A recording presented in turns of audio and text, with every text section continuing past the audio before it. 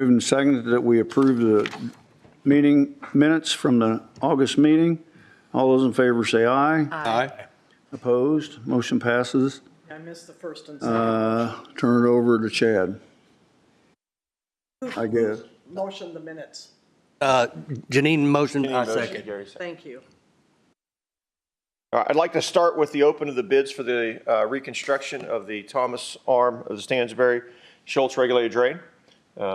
We duly advertised it twice in the paper, along with had a pre-construction meeting for possible bidders. And it closed on Friday at 3 o'clock, and we received one bid. And let me see. This is from Leonard Excavating Incorporated. You need a price, or you need to review it? Well, Steve will have to look at it for different things, but yeah, Okay. I would bring it in for what the quote was. Got to find the price first.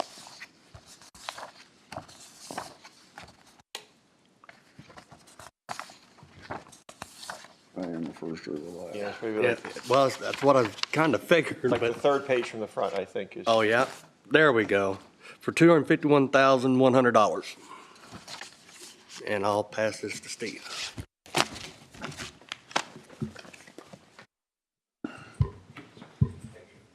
Do we take that under advisement, I suppose, or do? To have the paperwork, but yes, I mean, it's under what our engineer's estimate was, so we could accept the bid based upon the. Accept it pending legal review. This is Mike. Mike McCrary with Banning Engineering. Different Mike, right. Yes, the engineer's estimate was $255,700, so Yep. it is under. Yep. So you could take it under, yeah, approve it based upon meeting the criteria of the legal to accept the bid. Yep. Then I make a motion, we accept the bid as presented pending legal review. Second? Been moved and seconded that we accept the bid from Leonard Excavation for the Thomas arm of the Stansbury and Schultz. Any further discussion? Pending legal review. Pending legal review. Any other discussion? All those in favor say aye. Aye. Opposed? Motion passes. Okay. Let's jump here just a little bit.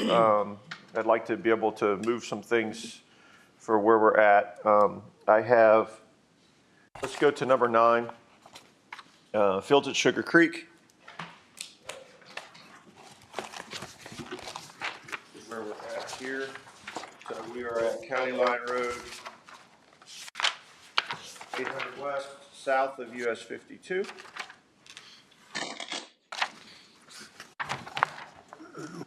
So, D.R. Horton, this is a platted subdivision for where we are at right now.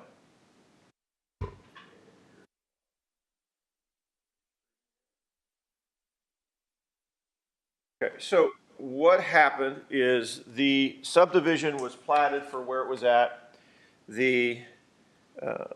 As they were looking and developing and putting the things through here, this portion, this lot had kind of an area where they had to run their drainage through. There was really no spot to put a house. So they made it into the entire area there is a variable drainage easement. So the whole lot is an easement for, it's considered a regulated drain easement. There is a tile, if you see on my cursor here and on the paperwork that you have, that runs right through here. And then it runs through this easement out to the pond. It's a 30-inch tile. It runs straight out into the pond.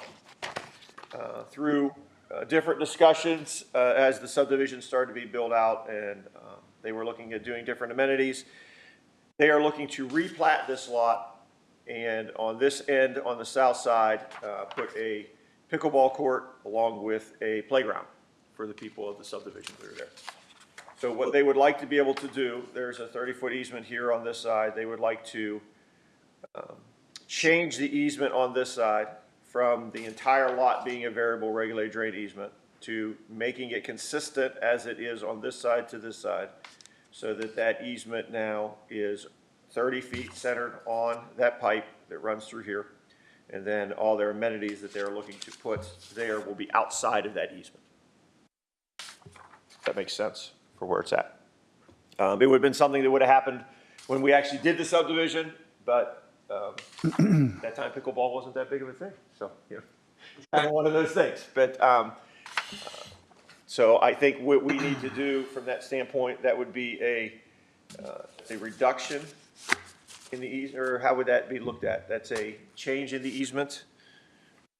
I was in the middle of this. You're I fine. would ask We're you to- talking about the field to Sugar Creek. It's probably reduction of the easement. It's the entire lot. Is that the one we discussed last week? Yes. Yes, it would be a reduction in the. Just a reduction in easement, so it's a 30-foot centered on the tile that is running through there.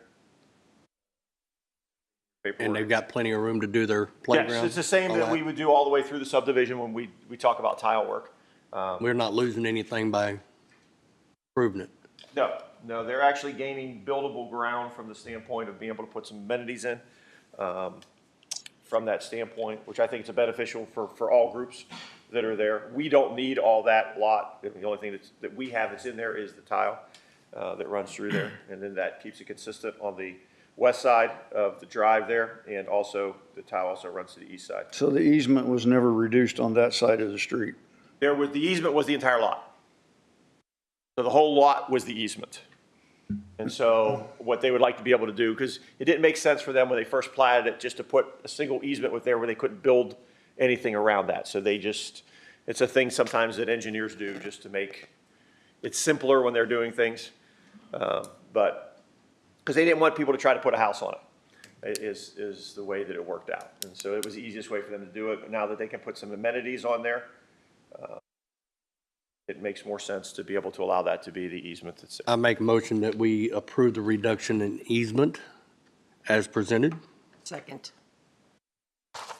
Been moved and seconded that we approve the easement as presented for the fields at Sugar Creek for a reduction of easement to 30 feet. On the lot that's there. Yeah, common area 4. Common Common area 4. Common area 4. Any other discussion? All those in favor say aye. Aye. Aye. Oppose? Motion passes. Yep. All right, so let's go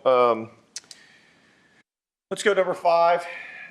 This is our fund group of houses. This is along 400 West, south of US 52. This is our Columbus Jackson. These are the Bar-Donner lots. These are the houses that were 10-acre lots that are down along through there. Now this is the fourth from the south lot owned by the Hamiltons. They would like to, as we have done with every lot north of them, except for the first lot, they would like to cross the regulated drain, their driveway, which is about in this location, come through there, and then also part of that will be to replace and reinforce the tile that is underneath their driveway in that location. So we need a approval for them to cross the regulated drain with this stipulation that they replace and reinforce the regulated drain under the driveway as presented. Make a motion then that we approve the crossing of the Columbus Jackson regulated drain as presented by the surveyor, with the caveats that the property owner would replace and reinforce the drain to the county specifications. Second. Been moved and seconded that we approve the crossing of the Columbus Jackson drain on 400 West to this, and replace the tile to the satisfaction of the surveyor.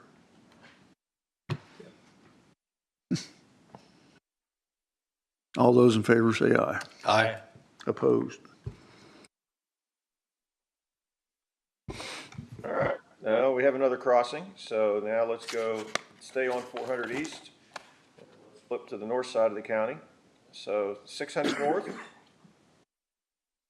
and 400 West, have Buck Creek Upper.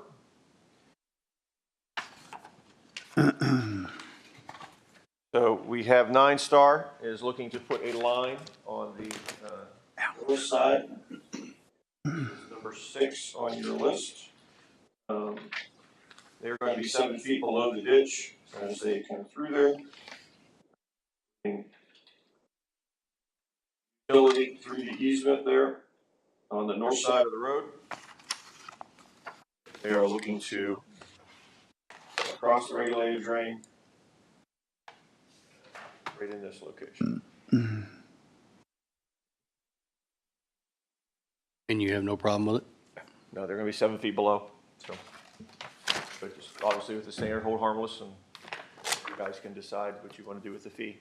We've let 9 Star go on that. Okay. I make a motion that we approve the crossing of Buck Creek Upper, and we, with the standard county hold harmless, and we waive the fee. Second. Been moved and seconded that we allow 9 Star to cross the Buck Creek Upper on 600 North with the standard hold harmless and waive the fee. Any other discussion? All those in favor say aye. Aye. Opposed? Motion passes. All right, while we're moving along here, let's do one more crossing. So let's go 200 North, so number 12 on your list there. We have Hancock Meadow regulated drain. So this is 200 North, 100 North, and 200 West.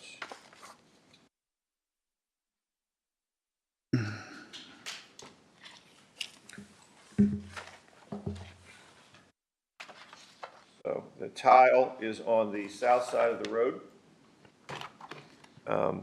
Duke will be running poles within the easement and doing a little bit of underground in that location as well.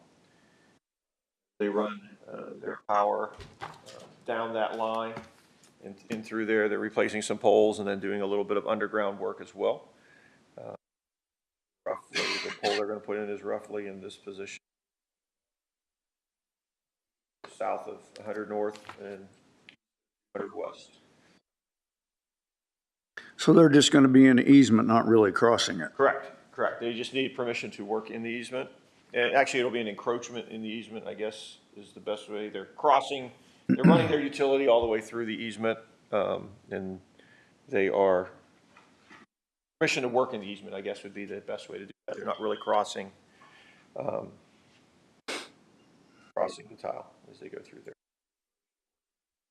A motion, we allow Duke Energy to work in the easement of the Hancock Meadow regulated drain as presented by the There's no fees with that standard? There's a $250 crossing fee, but We have But they're not not really a crossing. crossing. within the I would easement. definitely do the hold harmless. Yeah. along with the county standard hold harmless. Second.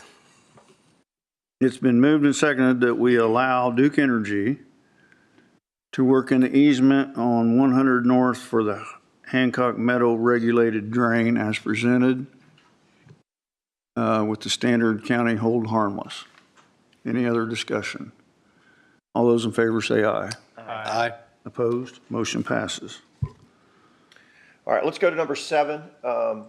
As a part of the stuff that we do in the surveyor's office and that we've always brought before the drainage board, we are a part of an MS4, which is, the best way to say that is looking at water quality as it pertains to the county and building and different things. We have a contract right now with Christopher Burke Engineering. They supply assistance for what we do for the program that we do through IDEM and for where we're at. This year, we actually have an audit that is coming up for construction.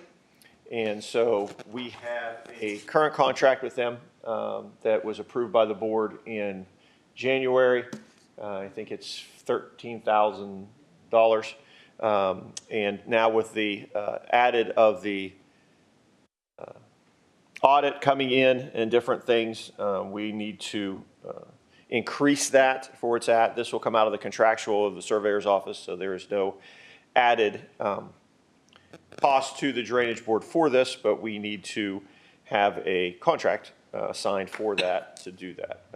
So the first one was $14,500 was our for the original, and then this would be not to exceed $10,000 time and material for the remainder of the year. And as you can see on there, the primary task will be to assist in the preparation for the audit. Other documents now as they are continuing to change their program, things with the general permit for the annual report, and continue to be as a resource that we use for them. So I would ask for permission from the drainage board to increase or have the addendum to this contract not to exceed $10,000 for this year. I make a motion, we approve Amendment 1 for the 2025 MS4 General Permit Technical Support as presented, not to exceed $10,000 to be paid for out of the surveyor's contractual line. Second. It's been moved and seconded that we approve the request for the MS4 General Permit Technical Support to increase by $10,000 or not to exceed $24,500 paid by the surveyor's fund. Any other discussion? All those in favor say aye. Aye. Opposed? Motion passes. All right, let's do I want to hold number 11. I don't think we'll get done with it before the hearing starts. So let's do our claims. So let's do number 3. So before you are the claims for August 20th and September 3rd. We have Buck Creek Meadows. We had some fun trees that were into our tile. The quarry had to haul away some things, some debris in the Cary sub. We got some more tree roots out, same thing in Sweet Creek. Had to install some risers and things into Larrabee. There was a new crossing that was put in. And then on September, things for Doe Creek. There was a tile outlet that had washed away, and we had to rebuild it on an area that was extremely steep, about 12 foot of fall in that back area there. Actually, Party Pools did a very good job with that. And then hammered some tiles and jetting some tiles, and trees keep us in business. So, it's kind of one of those things, so. Make a motion to approve claims for 8/20/25 and 9/3/2025 as presented. Second. It's been moved and seconded that we pay the claims presented for 8/20 and 9/3/25. Any other discussion? All those in favor say aye. Aye. Opposed? Motion passes. All right, in approving the claims, we also had an encumbrance for the Buck Creek Meadows drain in the amount of $4,190. That was for tree roots and repair in the backside of that subdivision south of 100 North and west of 700 West. Make a motion that we approve the authorization for encumbrance of the General Drain Improvement Fund for Buck Creek Meadows in the amount not to exceed $4,190. Second. Been moved and seconded that we approve the authorization for the encumbrance of the general drain for the Buck Creek Meadows in the amount of $4,190. Any further discussion? All those in favor say aye. Aye. Opposed? Motion passed. I think the last item is going to take more than 3 minutes. So unless you want to start it and then stop it and then jump back in because your hearing is at 8:30. So I will leave that to you to where you want to. What's what's number 8? Okay, number 8 is off and It's number off. 10 is off. Okay. So both of those are going to be off for now. I'd say just They will wait, both probably come back, but wait for it. yeah, that would be my recommendation.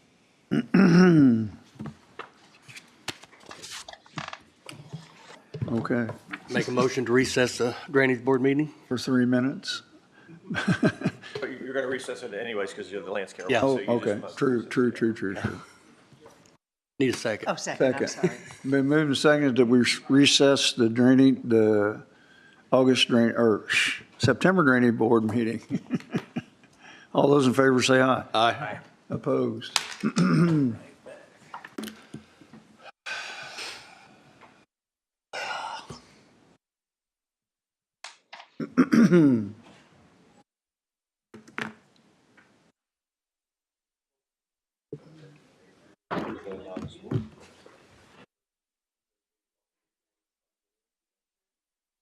Mike is actually in Alaska right now. Friday.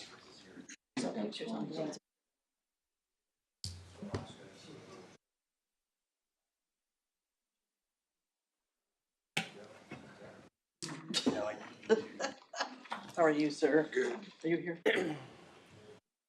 Airway? No, okay.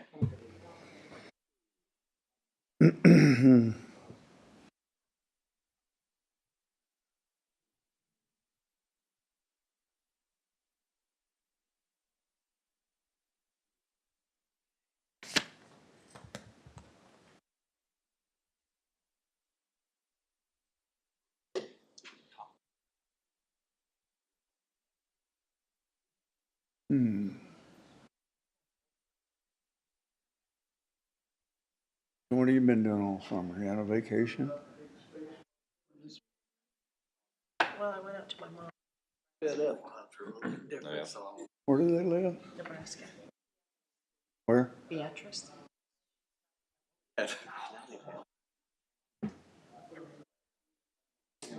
How'd you get here?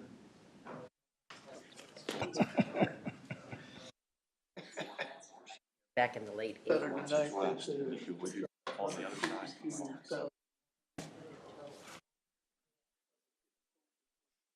So. Be the light is? 1,000 miles an hour. You'll see it pour too much on it. It's only 34,000 miles. They don't know what. My dad we'd say, when are we gonna take a vacation, Dad? Because we just always worked, you know, and he'd say, from what? The kids are going out to I'll be Nebraska around. somewhere to a sheep show the end of September. They're probably going to. I really don't know where It's it's at. 8:30, gentlemen and lady. Where's there a sheep show in Nebraska in September? Oh, yeah, that's a big one. Zarbin? Yeah, I think, yeah.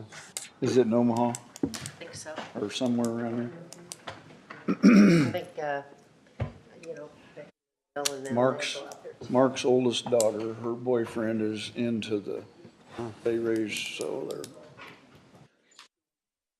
Okay, it's 8:30. I will call the Lawrence Caraway Regulated Drain hearing to order. And I'm going to excuse myself since I have an interest in some of it. And I guess Bill is going to take over. Take it over and run it. All right. I don't know, you want me to get out of here? It don't matter. I don't want to talk. I don't want to be heard.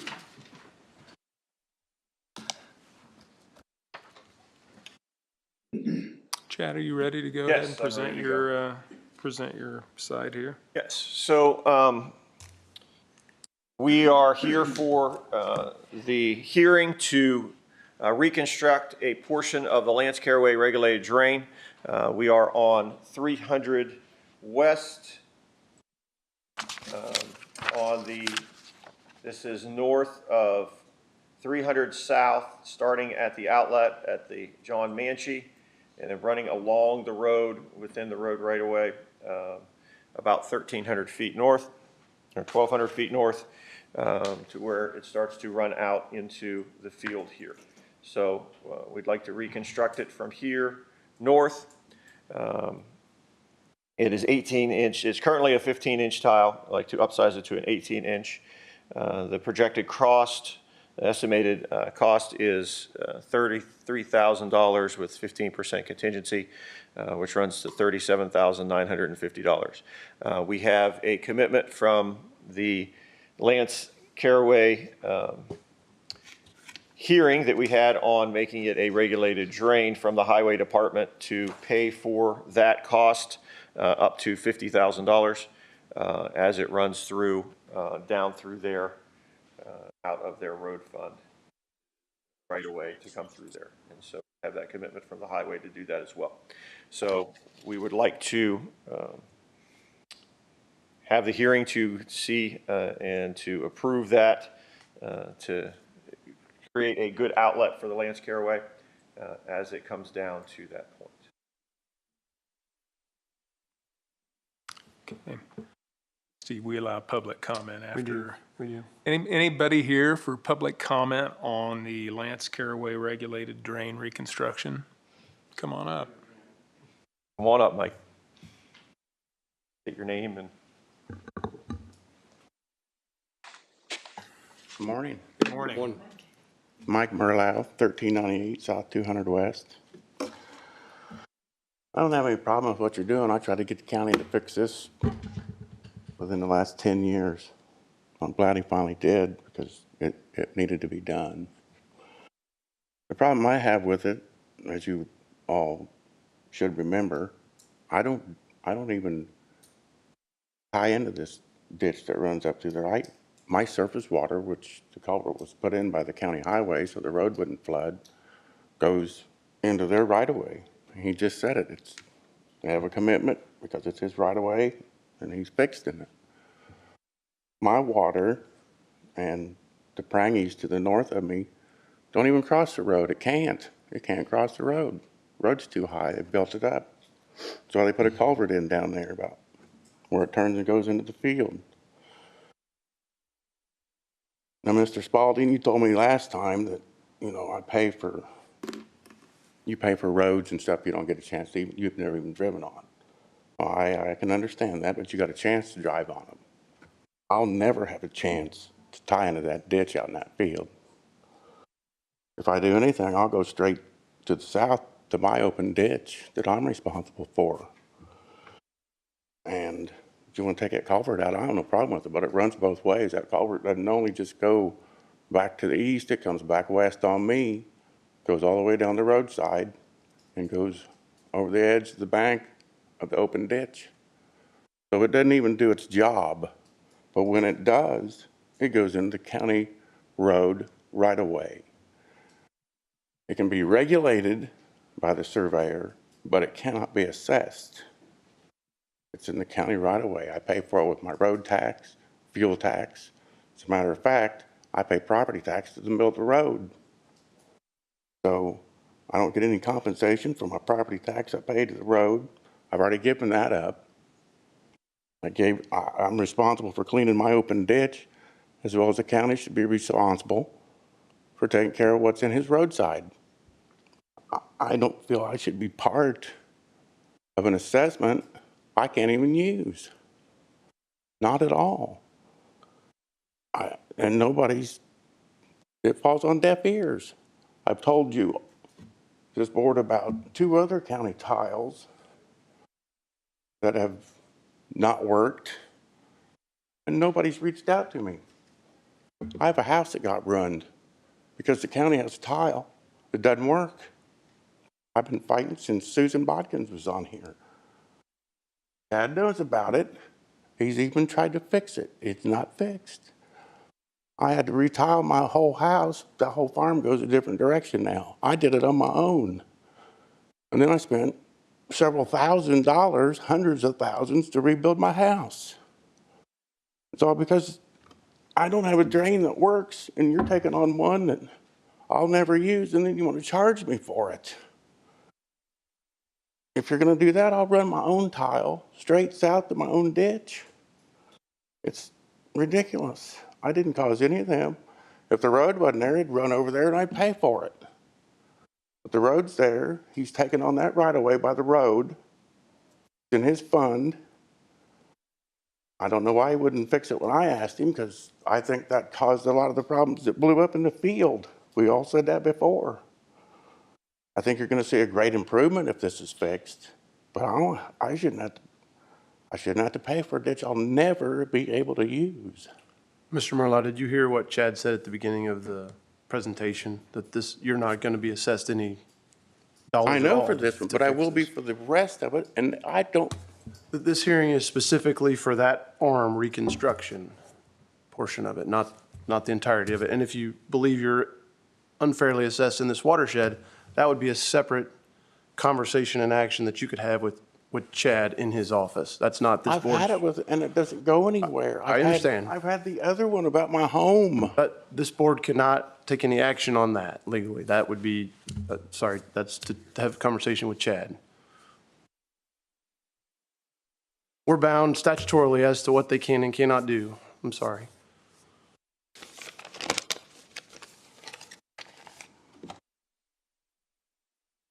It was useless for me to even come here, because No, I think you're absolutely doing a not. great job right here for what you're Absolutely doing. It not. should have been done a long time ago, and we wouldn't have had the other meeting.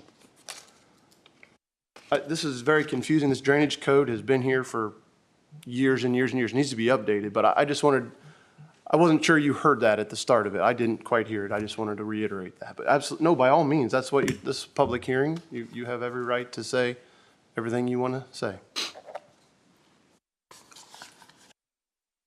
So I need to file with Chad now to find out whether I can come back to this board and have a discussion about it. It depends on, I can't give you any legal advice, but it depends on what you're asking for. If you believe that your land is not properly in this watershed, that is not what I'm not this saying here. it's not in the watershed. I'm saying that watershed's got a road in the middle of it, and my water doesn't go across it Absolutely. into that area. And we've had precedent in the past where we've had hearings where you have the ability, if you need to be able to hook into this drain.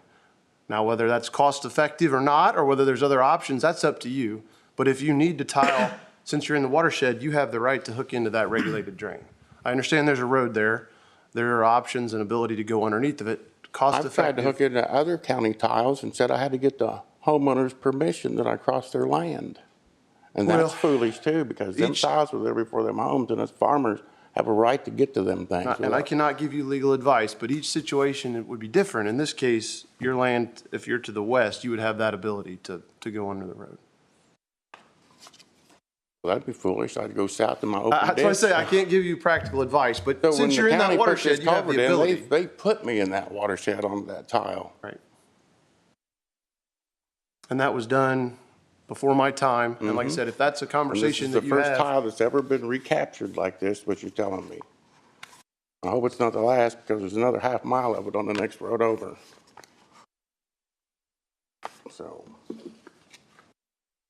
I guess you'll be seeing me again. Did you say, and I just wanted to ask you, that you believe this repair will benefit this tile? Is that what you said? I think this repair should have been done a long time ago, and it Okay. would have kept everything else on up through the Jacoby field from blowing out. It really, and I asked Gary Poole, when they put the culvert in across 300 West, if he would fix it. He'd already fixed about 50 feet. No, Mike, I don't have the money. And then he stood here in front of everybody else at the meeting and said, I don't remember talking to you about it. How convenient. Because we people out here remember when we're talked to, and I get so many different conflicting stories from every department I go into, it's crazy.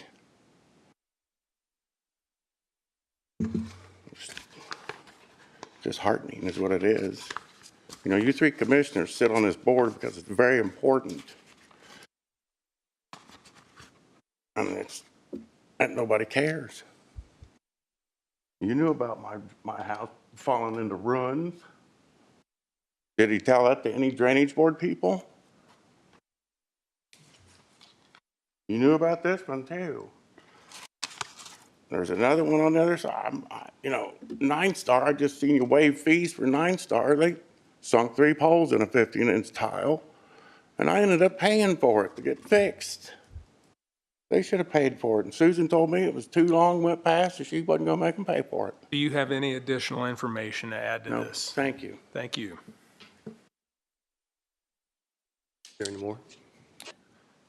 Any other folks who've come here for this public hearing on the hearing on Lance Caraway regulated drain reconstruction? Seeing none, let the record reflect just one person showed. We close the public hearing.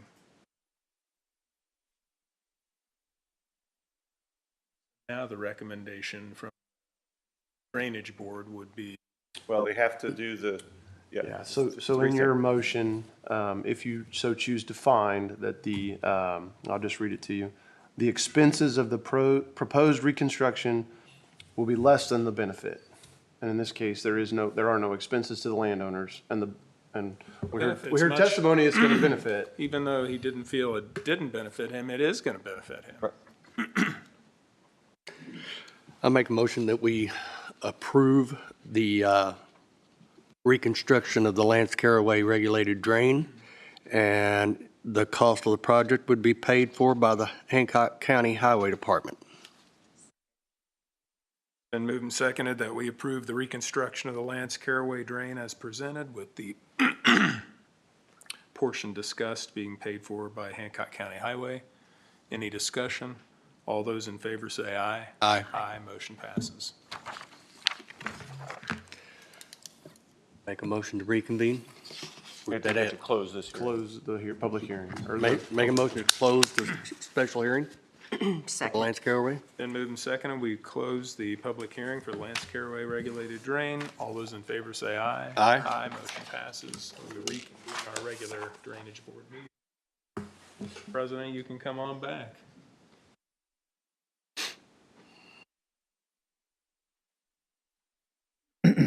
All right, we'll go to the last thing we have on Do our we need list. to reopen the meeting, or did we? We haven't reopened. Yeah, you get to reopen. I'll take a motion to reopen the Make a meeting. motion to reopen the Drainage Board meeting. Second. Been moved and seconded that we reopen the September Drainage Board meeting. All those in favor say aye. Aye. Okay. All right, so now we're going to move north. This is in Fortville. This is Ohio Street and Merrill Street is the easiest way to think about this here. This is off of the Stottlemyre Drain. This is the Tritipo arm of the Stottlemyre Drain. You'll remember in April, the board voted to turn this portion of the drain over to the town of Fortville, based upon them signing the paper to take it. It is completely within the town of Fortville. If you follow my cursor here, the drain actually starts down here. It runs up through here, goes north, comes up through here. And then there's a portion of it that goes this way. Okay, so there's the portion where it goes through. In the late 1990s, and the reason we're back is the town is a little uncomfortable because the drain itself is running with the easement with the sanitary sewer that runs through here. And it was relocated. At one point it ran south here. It was relocated across these people's properties, and the original easement was changed, I believe, in a couple of hearings and things were at. As we went back through, I went back through, walked back in the past through this time frame. There was plenty of information in drainage boards about this relocation through Fortville and this reconstruction as it went through. It was a joint project between the town and the surveyor's office.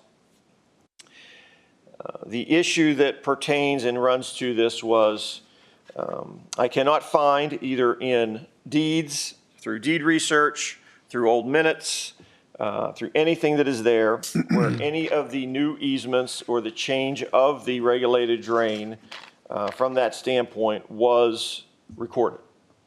Okay, so in your paperwork that you have here on the Friday, July 19th, 1996 Drainage Board meeting minutes, there as it talks about the Tritipo relocation, the first two sentences there. It says, David Small stated that everything was close to agreement for the relocation of the Tritapo regulated drain in the town of Fortville.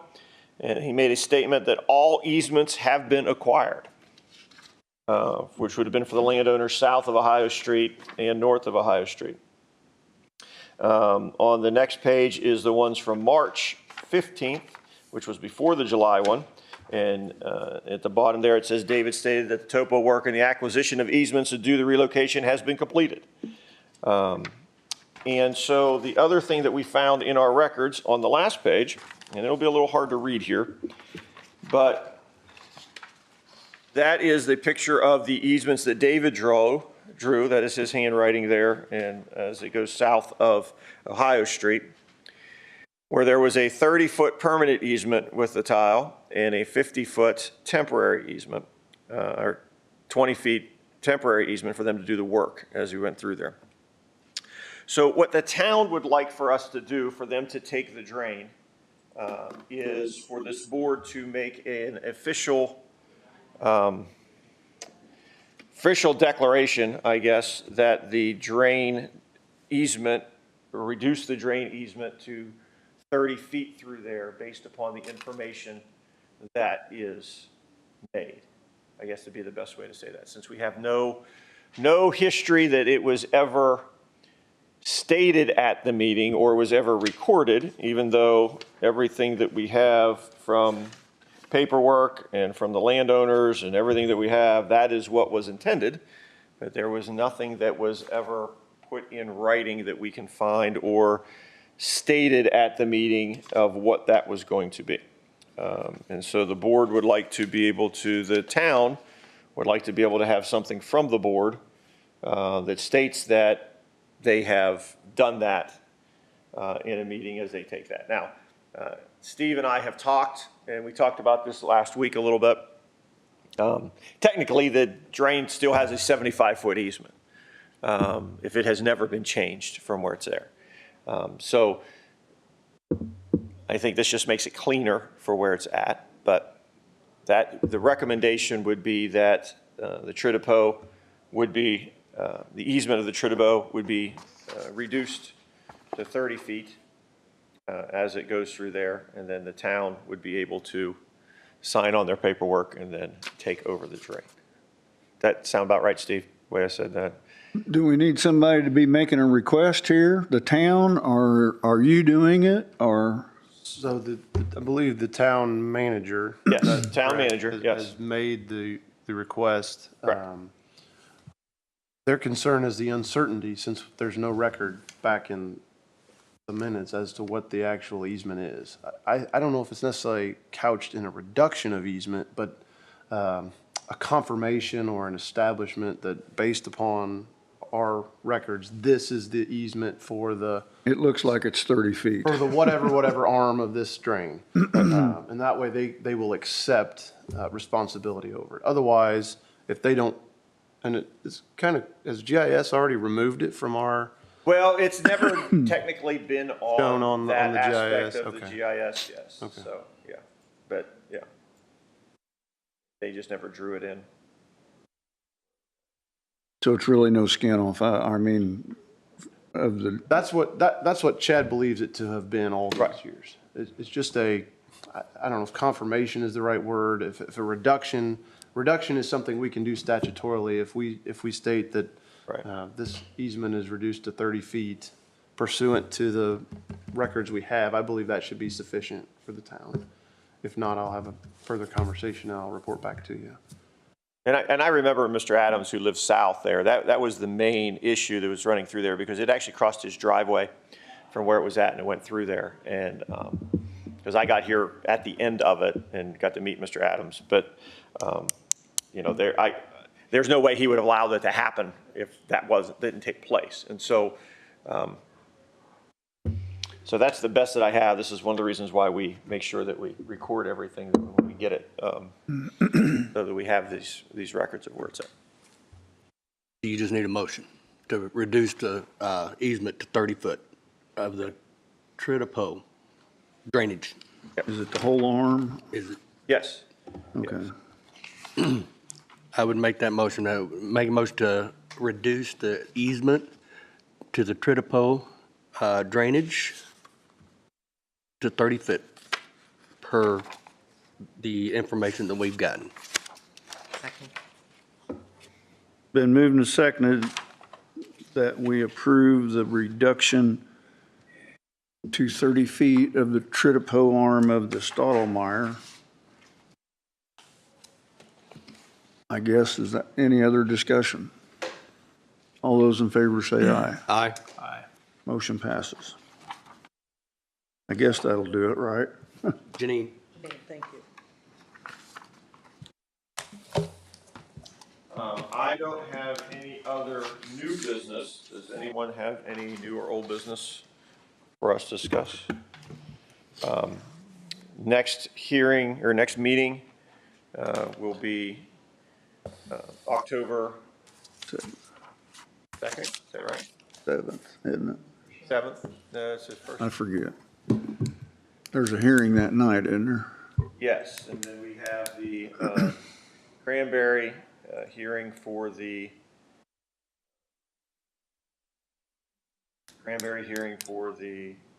so it is October 7th. So we have that drainage board, and then the hearing at 6:30 at night for the mutual drain in Cranberry. So October 7th. And we are still working behind the scenes on that, hopefully. We'll see. The hearing is scheduled for that time. We will get our notices out. I'm still talking to the gentleman that they sent the hearing in about, so. See. Right now, that's where we have for that. That's always been a Yeah. trouble. Make a motion to adjourn? Second. Been moved and seconded that we adjourn the September Drainage Board meeting. All those in favor say aye. Aye. Opposed? Motion passes. Thank you, everyone. Thank you.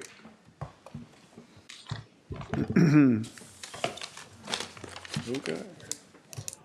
Did you see what I meant down there at Newtown? Oh, okay. Well, all those houses.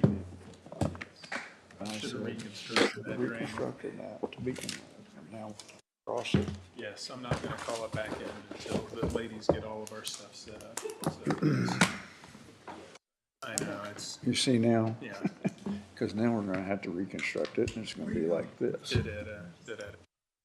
I'm sorry. And that, I just, what was it? Oh, that was last month.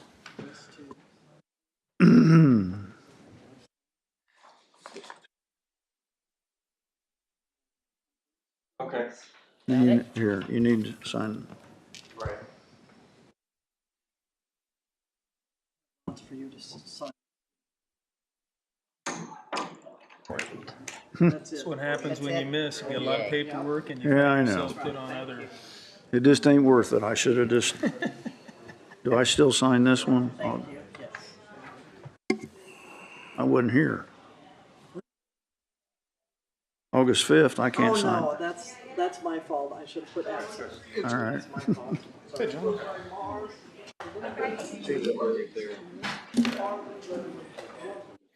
Good. Good to go. All right. All right, you got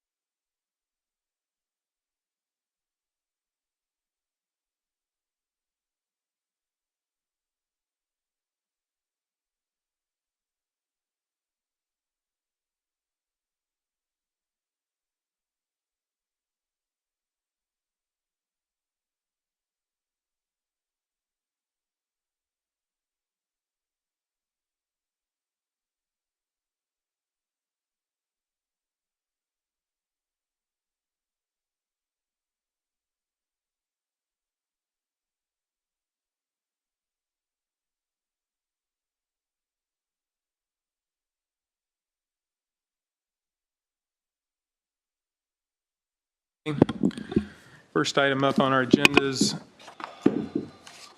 an update from our county highway engineer. All right, good morning. We're moving into the letting season, so I have a few contracts here for construction inspection and other items. I've listed them in order here, but the first one I have, I think I could probably just bring them all up here and you can read them all. Yeah. They're all listed up there on the left.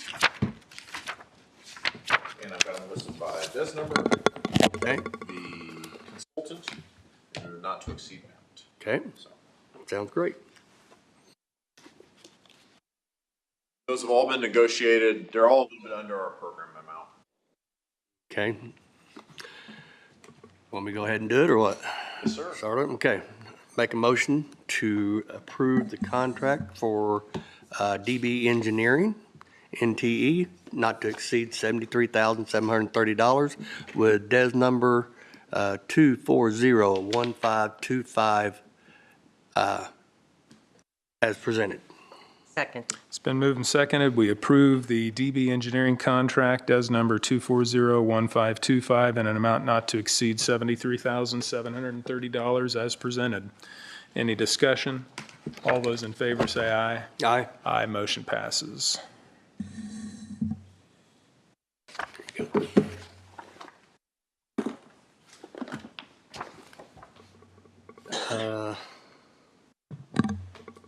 Make a motion to approve the consulting contract with USI, not to exceed $978,400, DES number 2003034, as presented.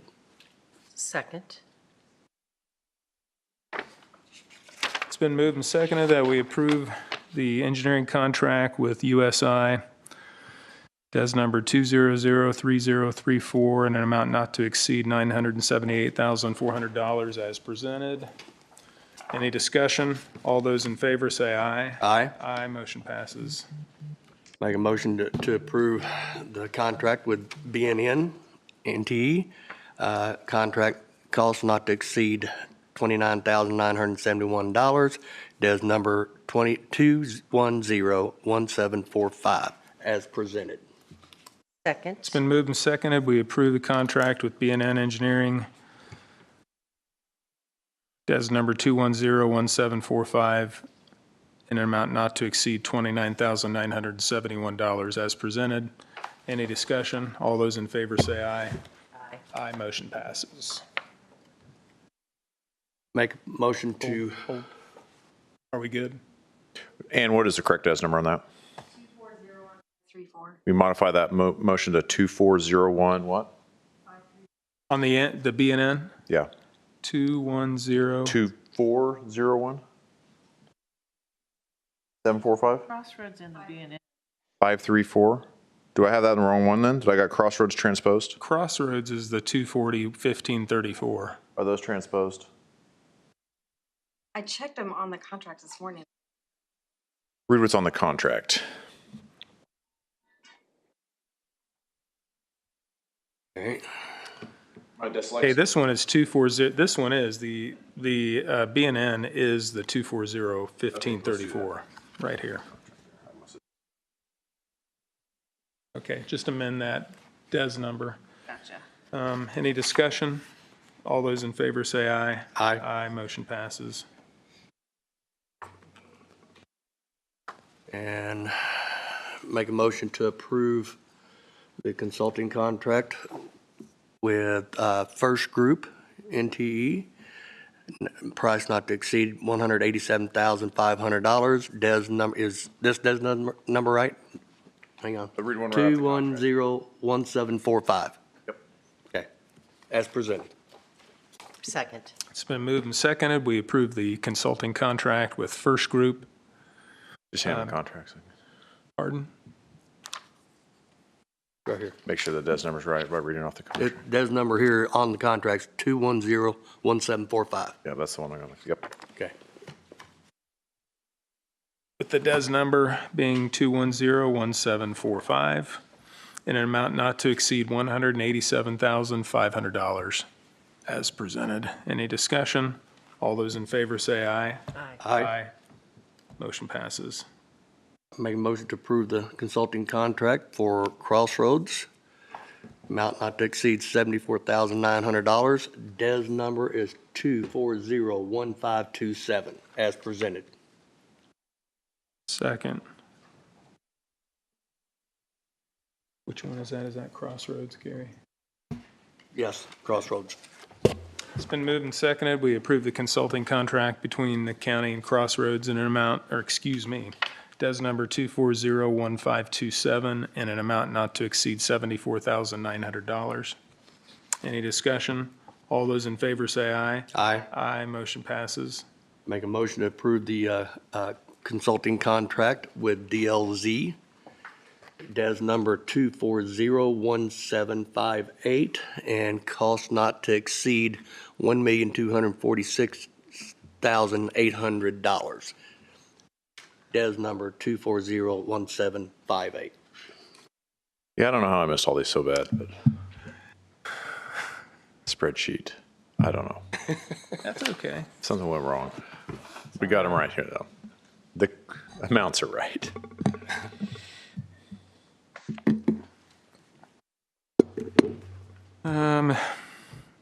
It's been moved and seconded that we approve the consulting contract between DLZ and Hancock County. The DES number is 2401758, an amount not to exceed $1,246,800 as presented.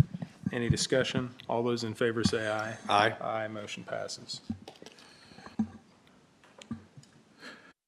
We had a Verizon conflict issue on 600 West project. It's not going to affect, I went out there, Mr. Rawlez went out there. We worked with him a little bit, and I think we've got that resolved on how to get that fixed without tearing up our new roundabout. So that's good news. New Pal roundabout, they're very excited about the roundabout by the school. They do need to keep in mind there is a budget. The county is paying for landscaping, and that's it. So when you're talking to them about it, it's like just make sure they keep in mind any hardscapes on them. So it is a smaller roundabout because they're smaller for that area. We don't want trucks and stuff going by the schools and whatnot, but it's big enough for the buses. It's big enough for farm equipment? Yeah. Unmounted. You Like can't have your harvester head on it. A grain truck would be able to do this either. Yeah, you can't. Yes. I had a farmer that wanted to be able to run down the road with the seed drill on it. No. Yeah, you Harvester can't- head, no. No implements Yeah, on it, no just- implements attached. I get it's a pain to take them on and off, but you're going to have to Okay. follow the law. Seal coating's finished. So they're doing the probably 3 more days of fog sealing. We'll be done with all that. That'd be all of our internal construction work with our own people. We're going to go hardcore on brushing and stuff like that, and mowing and a bunch of those things. We're going to hit them hard. It's been we've been so busy on the roads. We're going to try to hit those a little hard this year. Got a lot of stuff built up. We're picking up a gravelly mower to help with that. We have switched over to allow accounts payable. That seems to be working pretty well. I like the system. It's working well for us. It does have some internal, I think our reports this year might be a little rough, but we'll figure it out. It's the first year. There's going to be some growing pains. We'll figure out how to do our reporting. We have a whole myriad of reports to do in the winter. And we do most of those through our a different system. And so I'll have to make sure I can export out of LAO into our, to get those reports done. But we'll figure it out. The vendor for charge, he seems to think we'll be able to do that. Yeah, Ruben thinks it's not going to be too big of an issue. HCSS, still no money I talked to Ryan Wilhite about that. If it gets to, well, we are in September. October is our day we're going to talk about, because that contract expires at the end of the year. Right. And we have not renewed it yet. And we're probably not going to renew it until we know we're getting reimbursed to an extent. You have any idea what the holdup is? The federal government is just reducing a lot of programs. I'm not sure if that one's being reduced. Do they have enough cash to services? For this year. But we're not going to get a reimbursement, and then we're not going to have enough to go into next year. So we have to talk about whether we want to fund, us and Greenfield together want to keep funding this, or if it's something that we won't be able to provide with a reduction of revenues. Scott, we already talked about this. The 4 payments for the 300 North project are out, and I think you have those court orders in the process. Hopefully have those this week. This week, Amplify, the pipe will be being installed, so Mr. Hartley's handling that. So we'll get that installed and hopefully stop the dewatering operation out there. When's the roundabout at 300 supposed to be done? At 7 West and 300? One up here on Fortville Pike. That's a greenfield project. They were supposed to have it done this summer. They had some things come up. They got a lot of new people on the team. That's fine. These things happen. I think they're planning to have about done in a month and a half. A month and a half? I guess they're I was planning. asked about it the other day, so, all right, thank you. I think they had there was a utility conflict that they didn't anticipate. I think slowed them down. So they want it open. Trust me. They're getting plenty of phone calls. They want to get it done. They need to do it. They need to do good work though and do it safely because it will be there forever once it's done. So I get it, but it's a real pain. They were hoping to have it done during school like we did on our 600 West project. They just weren't. They weren't able to get delivered that quickly. Barring any questions, that is all I have. Yes, ma'am. I was out by Amplify on Sunday. It looks good. It looks good, and I spoke with the superintendent and one of the representatives of Ivy Tech. It sounds like they've got a full slate of students to go in there. They're packed. I talked to Dr. Parker, and he said, yeah, we'll have. They are going to fill that thing up with a lot of people wanting to learn some trades and do some good work for the county and have a good life for themselves. So I'm very excited about that. It's been hard work for the county and you people and everybody to get that done. And the taxpayers been, well, I guess mostly the factories have been paying for it, but it'd be good to see all these kids do it. I'm going to sit out there the first day and just quietly and discreetly just breathe a sigh of relief when kids go to school. I just find it, go ahead. I just Project's find it still on. interesting. We'll go Gary first. I just find it interesting because everybody's starting to notice it more now, even though we've known it's been going on all summer and people are starting to notice it. So I'm getting a lot of Well, questions it's awful about it. purple sitting out there in the middle. Is that what? I think it's a nice looking building. It has really nice equipment in there. People are going to get a good learning experience. They're going to learn how to weld well. HVAC looking really well. They have a lot of pink collar stuff, a lot of radiology tech, dental tech, stuff like that. People we need to work here to make our community better. So I'm excited about it. Amplify, Veritas is going to be back next month for a presentation to all of us on that. They're still on track timeline-wise with people they're hiring, equipment they're getting, so they should open up. Now, Deborah told me something scary before the meeting, but I'll check that out before that. I believe the residential TIF calculations may have been off. I don't think that affects our TIF as much in that area, but we'll find out, won't we? So I believe Mr. Similar's going to be letting us know that.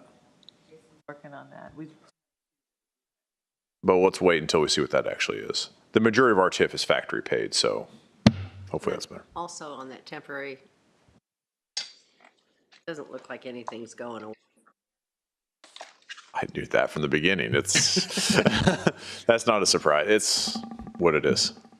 I was thinking some of it had disappeared. I didn't think so. I've been using a drone on it for recently. I do believe it has reduced a little bit. Not a lot, but a little bit. It's not growing because I've been watching like a hawk. Well, it grew. Actually, it did grow in the beginning. It grew. I photographed all of it, but we just need him to go and get it ready. There's been enough drama with it. They want to go too. They want to get out of there because I've talked to my NDOT colleagues and they're getting a lot of fees on project delay. So The way it looks over there off 70, they've closed it off from actually entering the road there now. yeah, they're entering off our road. So that's true. Yeah, we're feeling that pain. We'll get done. Just another thing. Thank you, sir. Thank you. Thanks, Gary. Corey Taylor, and a facility manager update.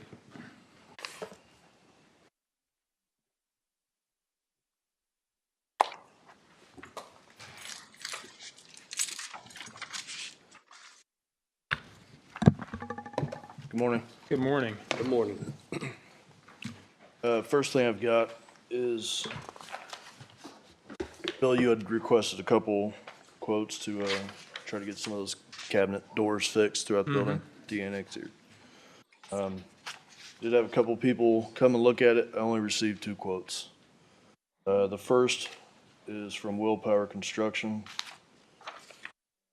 for a total $55,904. Scope of work is to remove faulty laminate doors, door fronts, provide and install laminate doors, provide and install laminate drawer fronts, provide and install laminate door and drawer pulls. They were going to use a lighter substrate. Going to save about 50%. So is this a bid or is This it is an a actual, it's For a the- bid?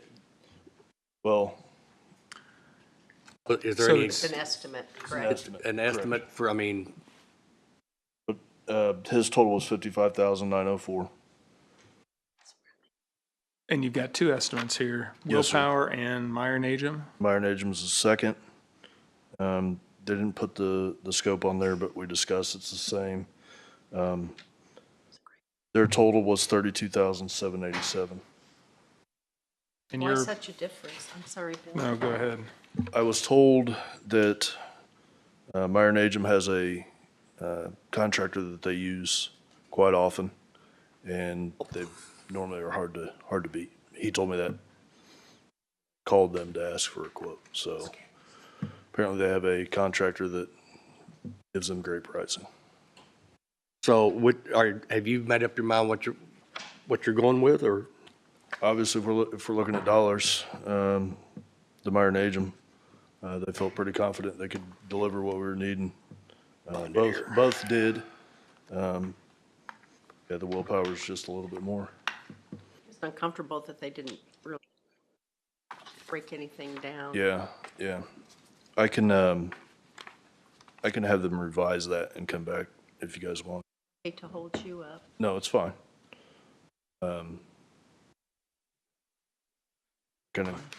I knew what we talked about, but probably need to put it on there so you guys can see.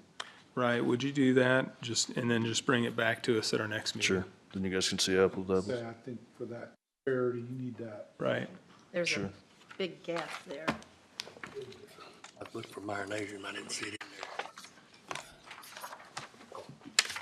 there. so we're gonna hold off on it, but that's it, yeah, that's it, and it'll come back here in a couple weeks, Corey will get to break that down a lot more to show what's gonna happen there. Okay. Next items I have for you. So I'd actually reached out to a couple different foundation companies. We had some quotes to look at attacking the water leaks in this basement. Quotes that I had for that were going to be extremely expensive, and that was going to be removing the materials out of these beds, determining what the issue was, and then having to re-quote and do repairs after you could visibly see what the issue was. After reaching out to two other companies, I was able to find a different way to kind of resolve this issue. What their plans would be is to basically build a drainage on the west wall of the basement, along the entire perimeter of the west wall, with pumps. So the water would still drain in, but it would go into drains, into pumps, and be pumped out through the system. This was considerably cheaper than board with moving the material, a lot less time consuming. It is a little invasive to the fact that there are documents, there are file folders. I mean, there are things that are going to have to move. They did include labor. I did tell them, probably have to have a representative down there from the departments to help watch what you guys are doing. But they would saw cut about a foot and then put stone and drains in right along that perimeter of the wall. But the first quote I've got is from Americrawl.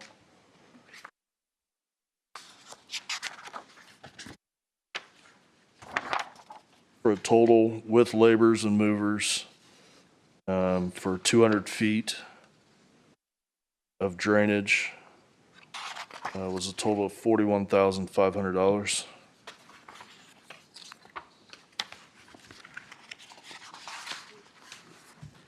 And your second, you had another one in here too, didn't you? Yes, sir. The Indiana second, Foundations. yep, that one is for 26,883.44. Why is theirs so low compared to Again, Americrawl? Again, this contractor just said, I can get you good pricing, so. Can he meet the insurance Apples and to all that? apples, it's similar, but, just came in a lot less. $2,637.70. 26,000. 26,883.44 on the Indiana Foundation. Yeah, this is for some pump. Yeah, that's for some material. That's for something else. It's electrical solutions. Yeah, I just have the Americrawl. Yeah, that's Yeah, all we I got have. Americrawl and Indiana Foundation. You have Indiana? I don't think we have. We don't have that. Indiana Foundation in our packet. Do you need to, do we want to go over that? Where's it going to come from? What was the second company in total? 20, give me a second. $26,883.44 Indiana Foundation Service.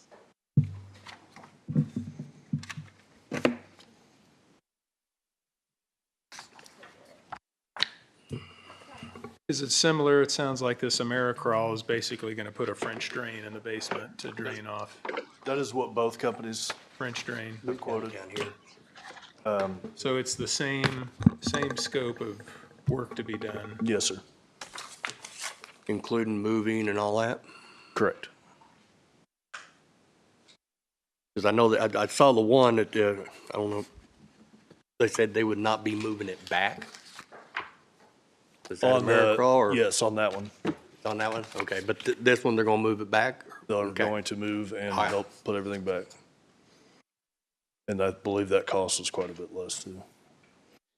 Done with that? You have a comfort.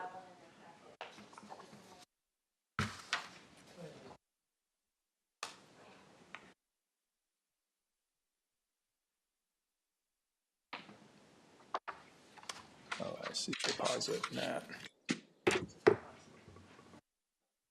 It's one like like 50? Yeah. $6,000. Now, I know normally we don't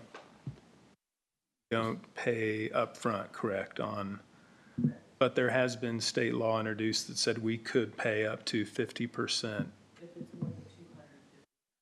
If it's more than 250,000? That negates. What both about of a these. deposit? I mean, they both have, They're saying no. I mean, every time I've asked that question, I get law back and. okay. and I And- think that we can arrange to have a check made with them on site if they're doing the work that day or something. I mean, we can kind of. Is there any way to print out that Indiana code for Corey so Corey can go back and approach these folks and said, hey, we want to consider you, but we are bound by this Indiana code that says unless your project is over this amount, we can't split any of this bill up. I can get you that code, and if they usually do business with county government, they're probably aware of. I think he is, yeah. I mean, they are both reputable institutions, so. Sure. So the other thing with that is there will be cost. The electrical that you see from Electrical Solutions, that is Yep. just kind of an That's FYI. 2,637? Yes, I don't need you guys to approve that.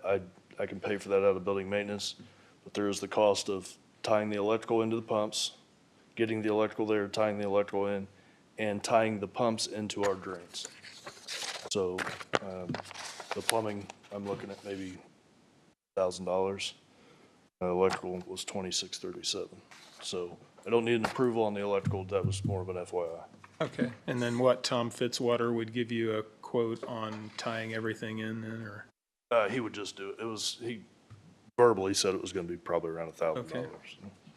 So, are we, So we're holding off on that while he Okay. approaches those companies to say, hey, we need to be able to pay you upon completion of the project. what about the willpower?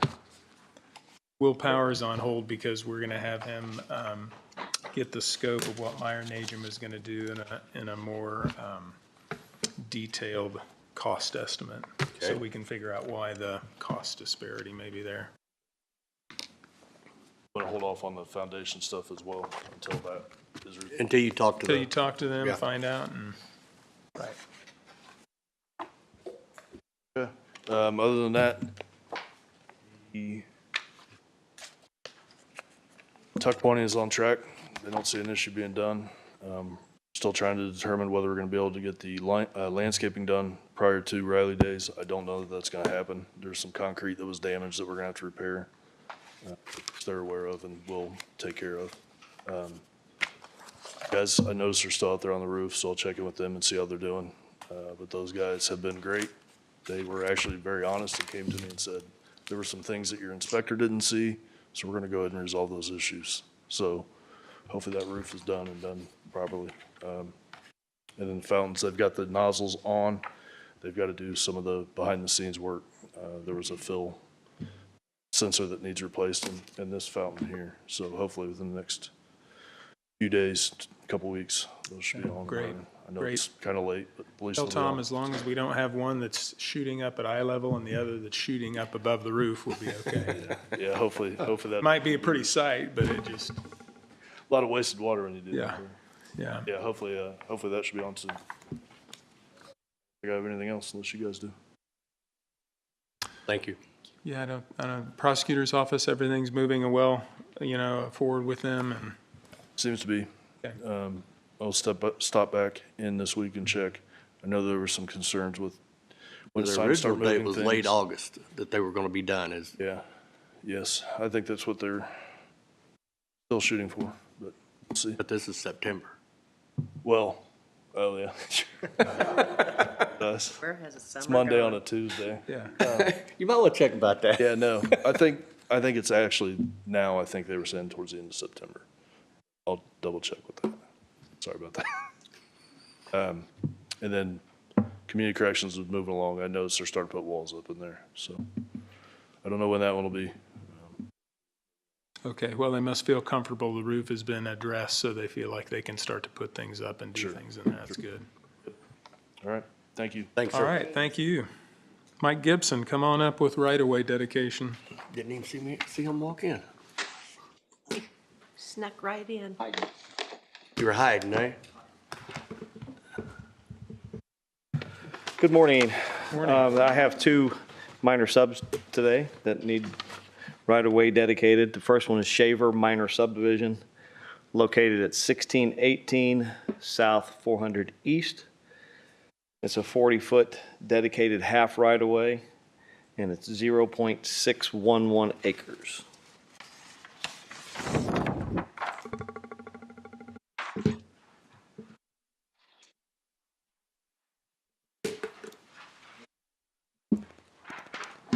Okay, we'll give that to Gary.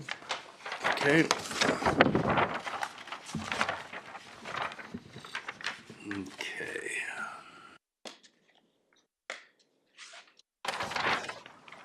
Make a motion to approve the 40-foot half right-of-way for the Shaver Minor Subdivision. And you said 6.11 acres? 0.611. 0.611. A little bit of difference. Yes. Second. 0.6, make a motion to approve that. It's been moved and seconded that we approve the dedication of right-of-way for the Shaver Minor subdivision. 40-foot half right-of-way. 40-foot half right-of-way and an amount of 0.611 acres. 0.611 acres as presented. Any discussion? All those in favor say aye. Aye. Aye. Motion passes.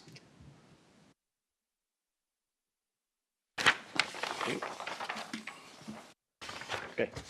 The next one is Severe Minor Sub, located at 7626 West Steinmeier Road. It's a 50-foot dedicated half right-of-way, 0.263 acres. 62? 0.263. 26.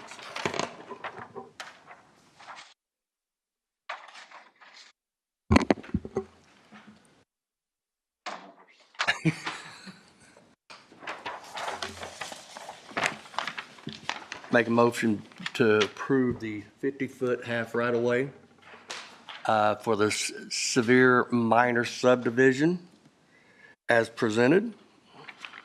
Second.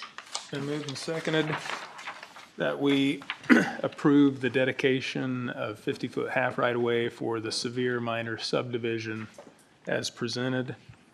And that would be in the amount of 2.26 acres. Any discussion? All those in favor say aye. Aye. Aye, motion passes.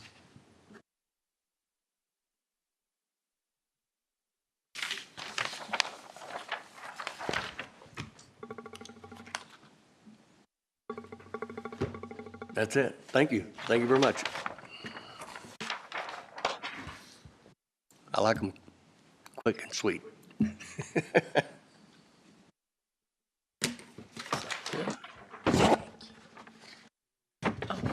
take a quick. We get a motion to recess. Is it 10 o'clock meeting, ain't it? Well, Commissioner needs to. Make a motion to recess our commissioners' meeting? Second. It's been moved and seconded. We recess. All those in favor say aye. Aye. Aye. Motion passes. We're in recess.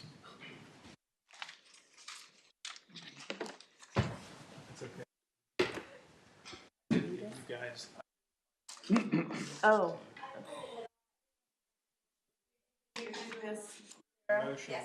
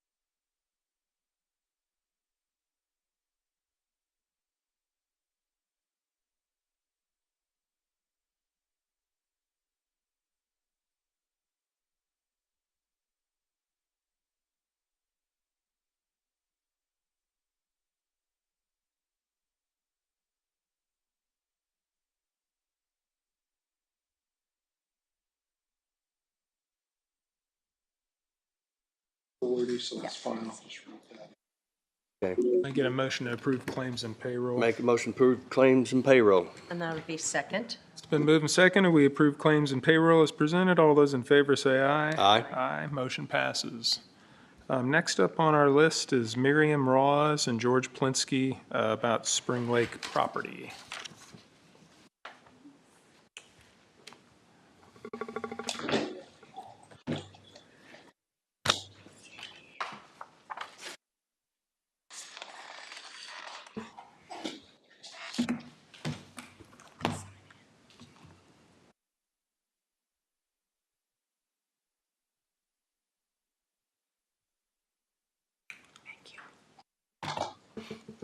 Thank you.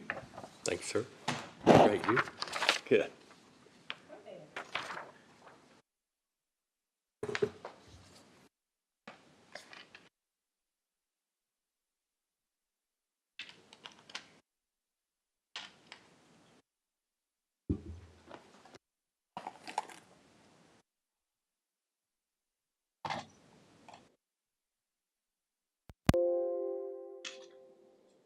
Morning.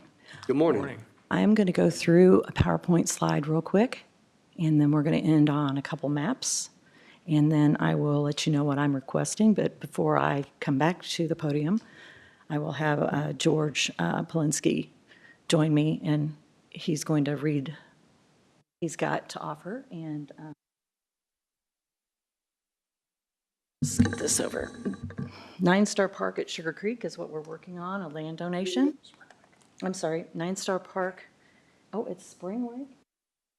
Okay, so it's Spring Lake, so let the record show that it's not at Sugar Creek. It is at Spring Lake.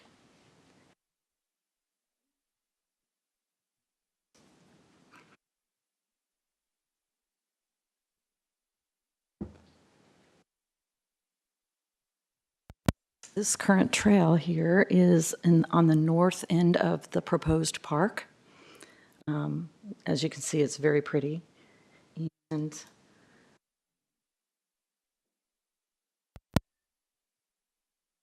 read that. There's no designated parking right now, but that'll come later when we start adding assets to the park.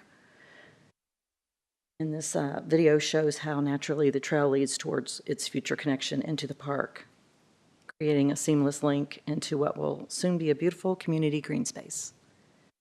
And then if you look off to the right of the screen, you can see our photoluminescent aggregate that's been laid there that glows in the dark, so it gives you an image of fireflies. It's really beautiful there. This is just north of the proposed park. So here's the concept. The concept would be where we would connect a trail next to a water treatment facility that would go south from 300 west on the Pennsy Trail towards 100 south. So 300 west, Pennsy Trail, which is what you see. You see my mouse? This is the current Pennsy Trail, and this would head south towards 100 south. Does that make sense? Makes sense. This is looking from 100 south going north, and there would be a trailhead parking lot there. And where's the trail money coming from? That is going to be from a $400,000 grant we're going to get from the DNR. I'm going to end on this slide. So as you can see the aerial, the existing trail has a lot of numbers coming from up here where it says no weed kill, because you don't want to kill weeds up by the water treatment facility.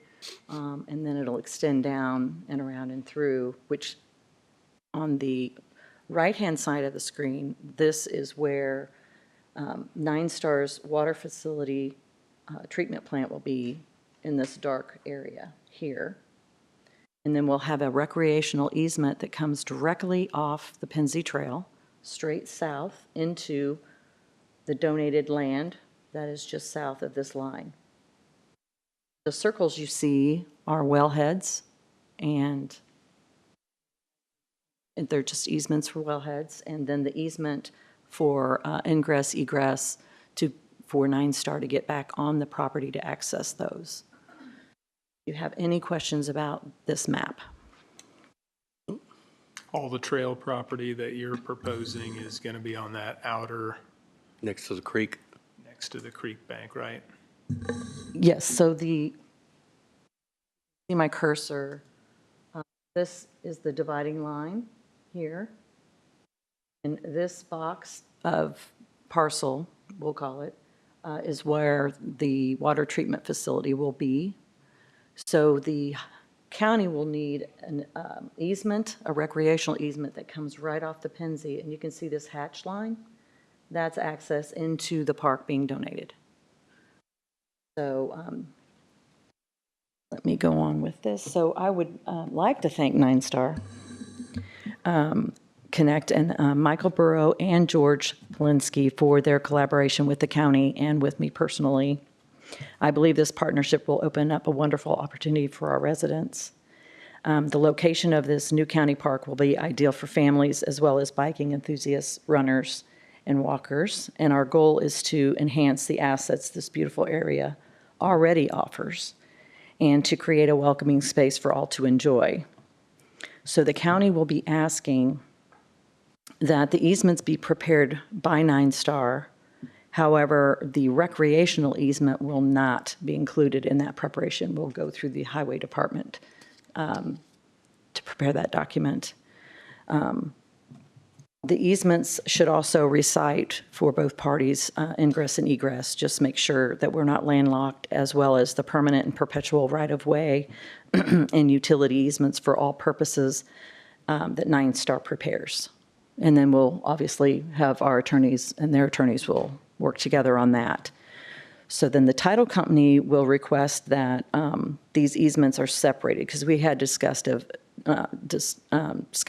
trying to include them into one document, and they want a couple of them separated, like the recreational easement will be one, and then the water lines and wellheads and things like that will be on a different document. Getting into the weeds there, I'm sorry. So since this is a donation as well from Nine Star, that it makes sense that Nine Star will prepare that conveyance document for the portion of the park, with the exception of their water for treatment facility as described by Corus Engineering in the white plans there. So I have my own request now from you guys. First, I would like to order 2 appraisals to establish market value. So once those are completed, I'll provide the amount to Nine Star so they can put that on their conveyance document to show the fair market value of the property they're conveying, because they're conveying with donation. So they'll prepare that document, and then once the surveys have all been done, the easements have all been done, the conveyances have all been prepared, these documents would be sent to the title company, and then the title company will open an order on that for title examination of all the documents, and then we'll schedule closing. So for the record, I respectfully request that the board approve on to authorize myself to order 2 appraisals and to establish that fair market value. I made a motion. And then also grant signing authority on behalf of you, the commissioners, for this land matter, so I can order the title work, attend the closings, and carry out any other steps necessary as part of this land donation process. Make a motion that we authorize Mary Morales to order 2 appraisals and establish a market value for this property. It's been moved and seconded that we approve Miriam Morales to go ahead and get 2 appraisals to prove the market value, or to find out what the current market value is of the properties she's presented on here today. Any discussion? All those in favor say aye. Aye. Aye, motion passes. Also giving her Yes. the authority to And we can, attend the closing. right, And signing And for authority. other properties. right. A separate motion for that one. I make a motion, we grant Miriam Rolls signing authority on the behalf of the commissioners for this land matter only. This includes title work, attending closings, and carrying out other steps necessary as part of the land donation process. Second. It's been moved and seconded. We grant Miriam Morales. Oh, I'm sorry. signing authority on behalf of the commissioners for this land matter. This includes ordering title work, attending closings, and carrying out any other steps necessary as part of the land donation process. Any discussion? All those in favor say aye. Aye. Aye, motion passes. So what I would say when you get your two appraisals, the average should be what's on the document. Yeah, I will share those appraisals with 9 Star, and we'll discuss that. That's great. And then now I would love to have George Polinsky approach the podium. Good morning. Good morning on this. Seemed to be late on a Labor Day, post-Labor Day deflation a little bit. But I said, I think 9 Star and Hancock County definitely has a shared vision for our county and our population and the live, work, and play. And although we can become employers of choice and help with the work, play is something we definitely can work on together. So I did want to share a letter of support from our president and CEO and board of directors addressed to President Bill Spalding and the Board of Commissioners.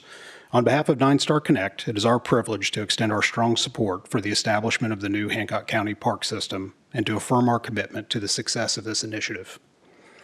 As a cooperative utility serving the residents of Hancock County, our mission extends beyond providing safe, reliable communications, water, electric, and wastewater services. We are equally committed to improving the quality of life and place for the communities we serve. For this reason, our board of directors has approved the donation of approximately 43 acres of land within our Spring Lake well field to the county park system. The property being conveyed is part of our well field designated for a future water treatment plant. While its primary purpose to 9 Star remains to support the long-term water needs of our growing community, we are pleased to see this land serve a dual role as a valuable recreational and natural space under the stewardship of the Parks Department. We believe this collaboration represents a unique opportunity to maximize community benefit by making otherwise reserved land available for public enjoyment, outdoor education, and conservation. It is a meaningful demonstration of how utilities and local government can work hand in hand to support both present and future needs. We commend the leadership of Hancock County for the vision to establish this new park system and look forward to continued partnership in building vibrant and sustainable communities. Thank you. Thank you. And thank your CEO. Right, can you take this back to George, to Mike Burrow and all those at 9 Stars? The commissioners are very grateful for already the relationship we have with 9 Star, and this just continues to grow that, strengthen that, and looking for those things that help to add quality of place and quality of life to our community. So thank you again very much. Thank you. Miriam, thank you for your work on this too. Thank you. Thank you.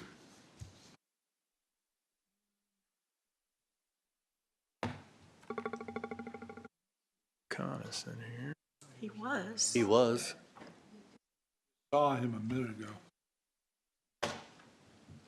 Let's do the amplify the food and beverage ordinance and the amplify disbursement, or any of those.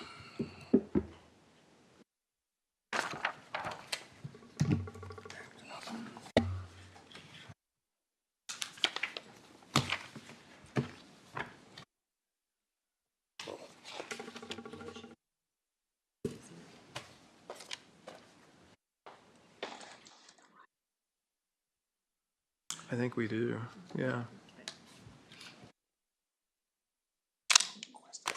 Here's our action items. If I had fingernails on it, I could do it. Okay. The ordinance? Is that, Already got an ordinance number, we're just approving that. that's for the Food and beverage. That's to change the sunset date. okay. Okay. Make a motion to, no, do we need to introduce this? It's been introduced and Okay. adopted by council. I don't know if they need to do it. We could do it just as an abundant, Okay, make a motion to approve amended ordinance 2025-8B, an ordinance imposing the Hancock County food and beverage tax and amending ordinance number 2005-6B as presented. Is it? Well, No, 6B from it was amending 2005. 6B. Oh, I'm sorry. No problem. Second. It's been moved and seconded, we approve The amended ordinance number 2025-8B, B as in boy, an ordinance imposing the Hancock County food and beverage tax and amending ordinance 2005-6B as in boy. And suspending the rules for introduction. And suspending the rules for, on the day of introduction to approve today. Is there any other discussion? All those in favor say aye. Aye. Aye, motion passes. So we've done the adoption and the suspension all in the same motion. That's okay. All right. Make a motion to approve the affidavit for construction fund disbursement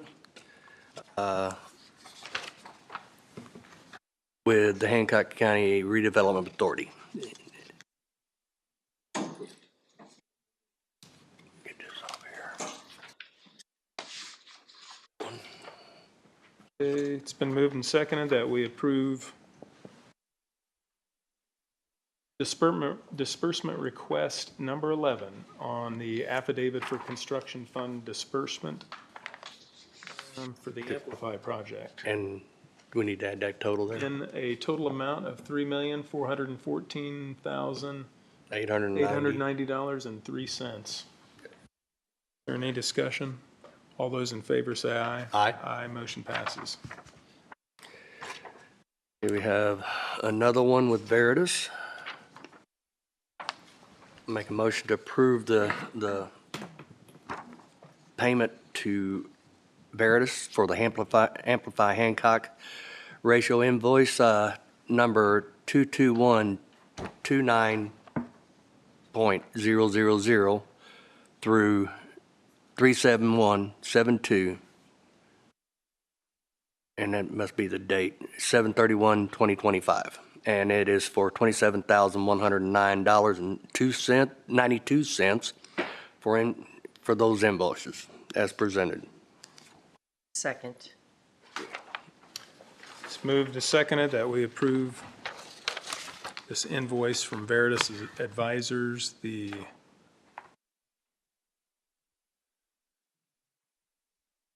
invoice number is 22129-37172 in an amount of $27,109.92 as presented.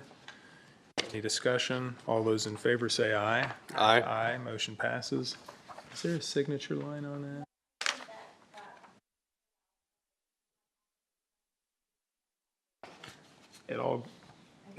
All of this goes That together? goes into that 3 million total. So we don't need to, okay, well then, let me recall that last Yeah, let's do- motion, and just, we'll leave it, Because that's it's all, okay, because I got the last page right here. Okay. Make a motion to approve invoice number. well, we don't need to, because it's all in, But you need It's that all price, in the don't you? first one we did. it's all in the first, it was all in the very first one that we did. And the It was whole only for disbursement 27. Number 11 Disbursement packet 11. total. But I only approve, a motion for 27,000. But that's all, if you look in the total price of disbursement 11, Okay, okay. what's the total, It's $3,306,456 and. what's on the disbursement 11 that we just, Okay, all goes there? Okay. so we should have just approved it all then. We didn't even have to do any of that. The approving of disbursement 11. Okay. Approved it all. Okay. It just came loose, Gary, All right. sorry. But we need signatures here. Okay. Got it. We don't need Don't them need on there? signatures on here? It says sign. Come check. Go ahead and sign it and send it down. Yeah. Got you. Signing. That one? Yeah, better safe than sorry, right? Yeah, that's, Okay, I'm gonna That leave you one. this document to sign. yeah, right here. Okay.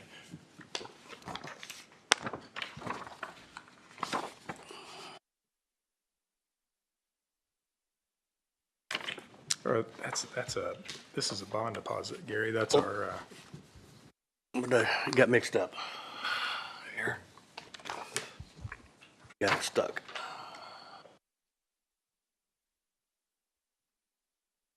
that's Aline. Yeah, I'm not sure there's any signing on this. Good here. If you're accepting it, it's a bond, you don't sign if you're. Well, we got some paperwork We got to deposit it and, here. This just goes, it didn't have any signature lines on oh, it. okay. Here you go. Thank you.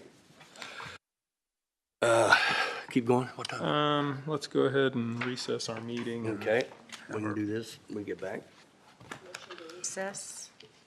Second, it's been moved and second. We recess our meeting for our solid waste management district meeting. All those in favor say aye. Aye. Aye, motion passes.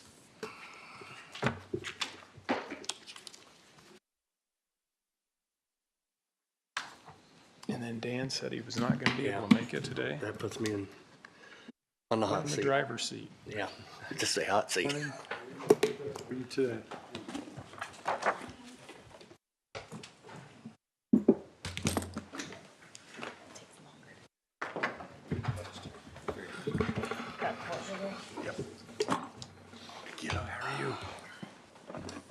You think I'd ever dress up as? I don't usually dress up as, I do not like suits. I'm not a suit person. And you Unless become a I'm lawyer. required, unless I'm required to wear a suit, I don't wear a suit. See, I've been doing it for so long, I So don't when- even think about it no more. Oh. It's a requirement, I'll do it. Oh, really?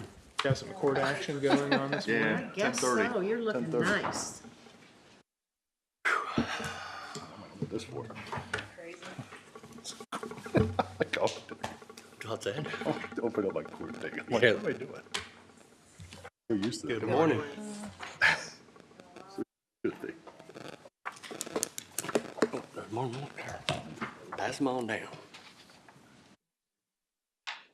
Do you have a pen? Okay.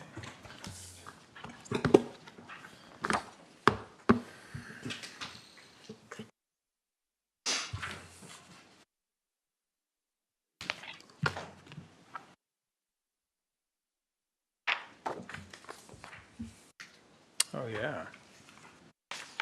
Hey, how are you? Dang, Tire event. it's awesome. All the tires. Is that your backyard? I'll let Oh, the help- Greenfield, that's the mayor's backyard. Call the health department. That's my neighbor's backyard. Oh, that's yours there? Goodness. Might be Greenfield, I don't know. I'd like to call it order, the solid waste district meeting. Second.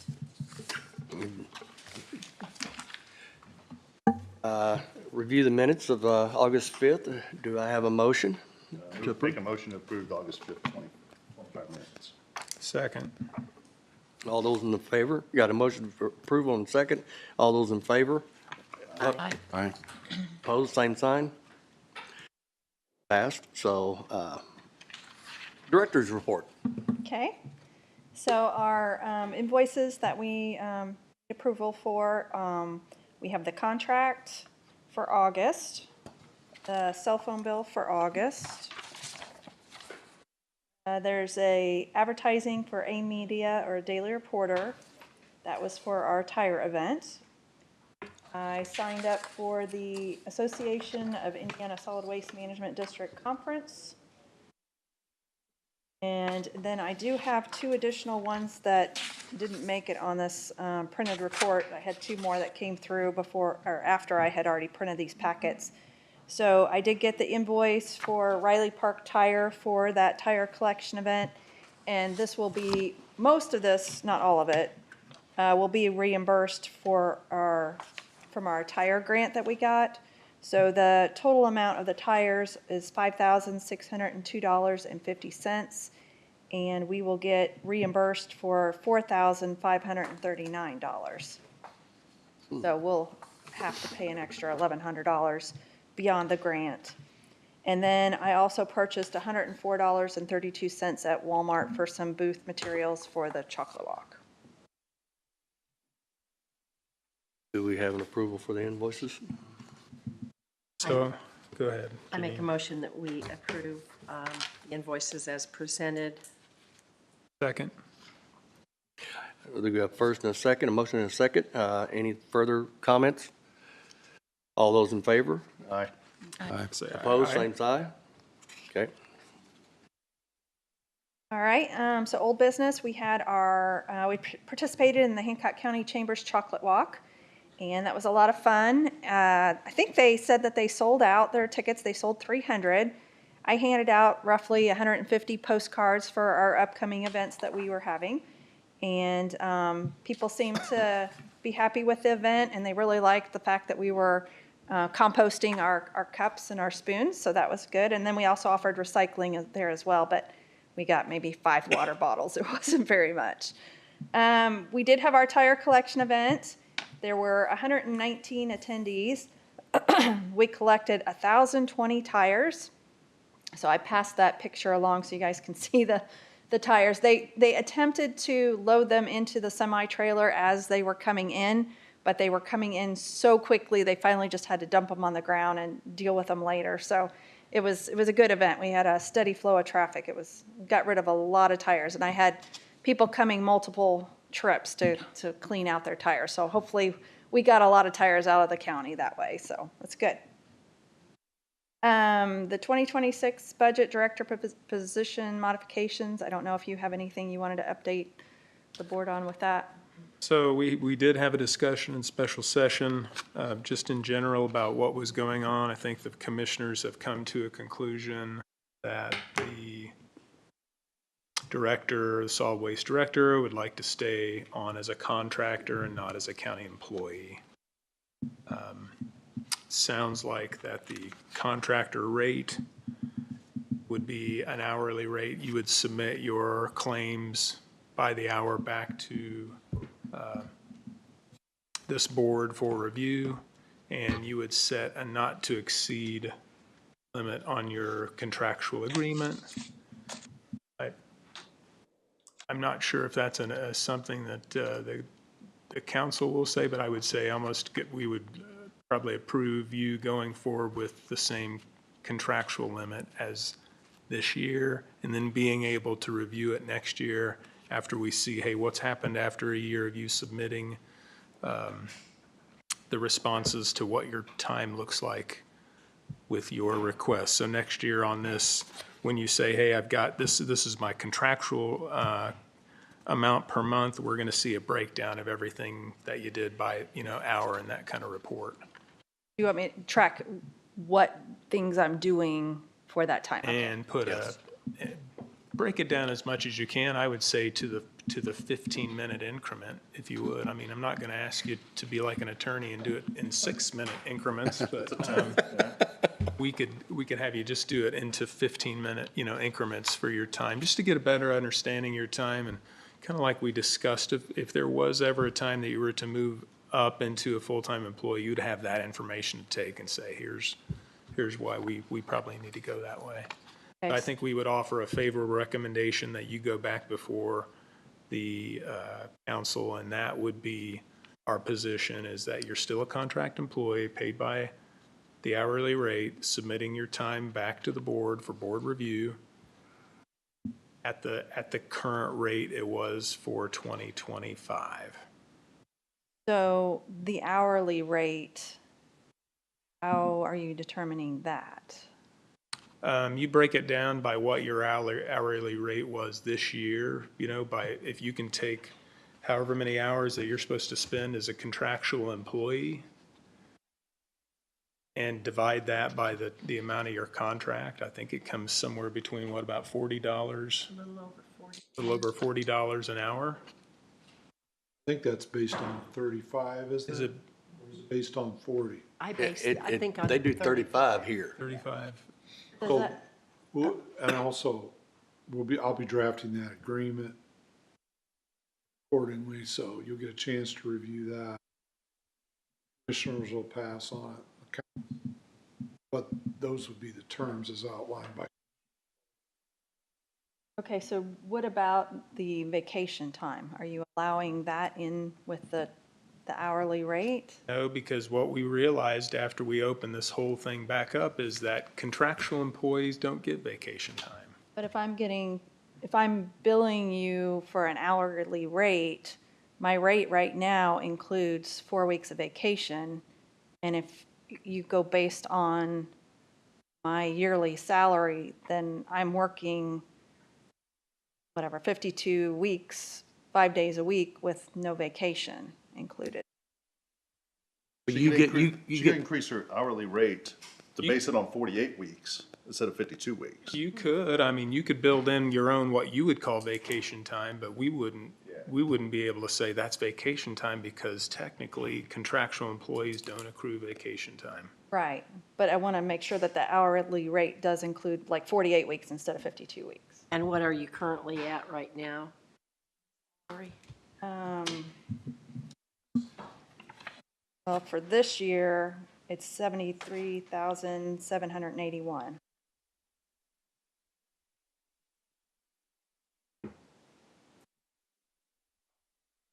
$43.92.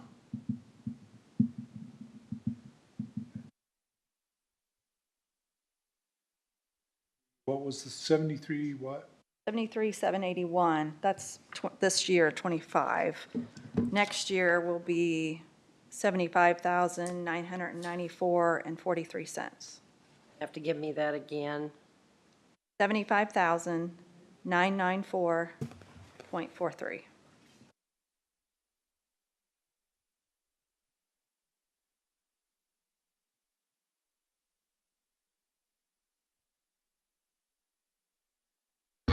Which is $45.23.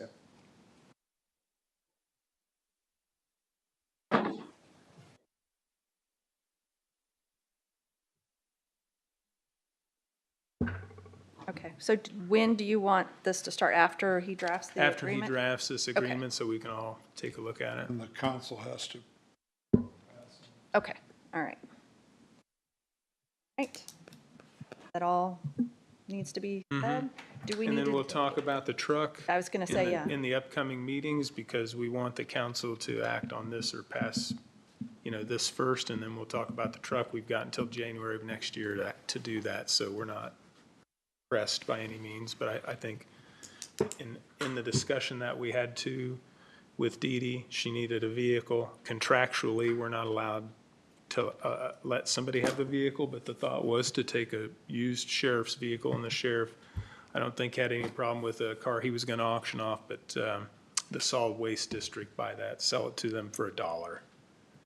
They will have a vehicle that she can drive, and then you, as the solid waste district, would provide your own insurance coverage for that vehicle.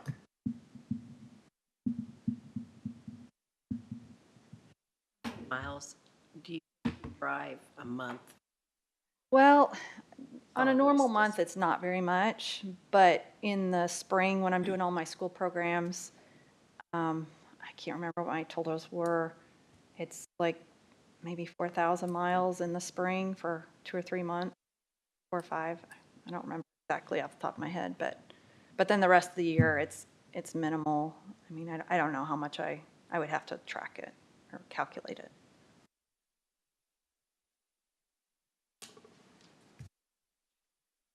All right, the waste management agreement. Did you have a chance to look over that? Trying to recall now. I think so. That was mostly, it was a lot of boilerplate provisions in it. But I'm okay with it. Okay, well, it did expire. I mean, I'm sure they would open it back up. I mean, as I said last month, I would prefer not to sign an agreement. They're willing to do the service without it, so I don't really see a need to have it. I think that's what we I to that don't think we want to conclusion. tie ourselves back into waste management anymore. Okay. All right, and they haven't contacted me, so I guess they're fine with letting it go. Okay, so last month I participated in the Indiana Household Hazardous Waste Task Force tour of the Shelby County Recycling District and Caldwell's composting facility. That was a really fun tour to be able to see the Shelby County's recycling and waste facility that they just recently built. And they have a really nice setup there. drive-through service where they'll unload it from your car as you're driving through. Really nice, covered and everything. And then the Caldwell's composting facility, it's growing. I was there, I don't know if it was a year ago or 2 years ago, but it's grown tremendously in just that amount of time. And they're getting a lot of composting to come through there, and soon they're hoping to be able to offer it to the community to be able to purchase compost, but right now they're not up to that scale yet, so they're still working there. But they did offer the invitation out to the board if anybody would like to come tour the Shelby County District's facility.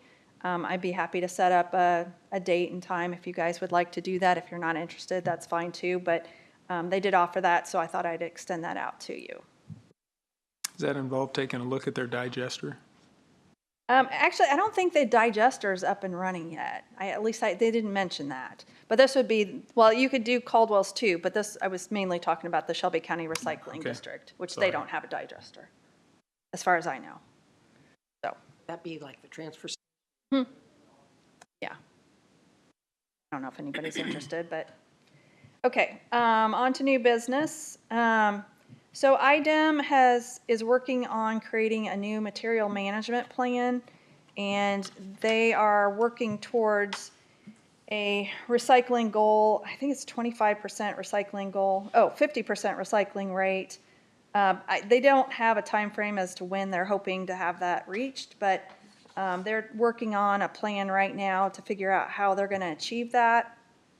They've set up 5 different meetings in different areas of the state. If anybody's interested to attend any of those meetings, and in your packet behind the invoices, there is the email from IDEM. And the one that's closest to us is this Wednesday, and it's going to be at the Johnson County Public Library in Whiteland.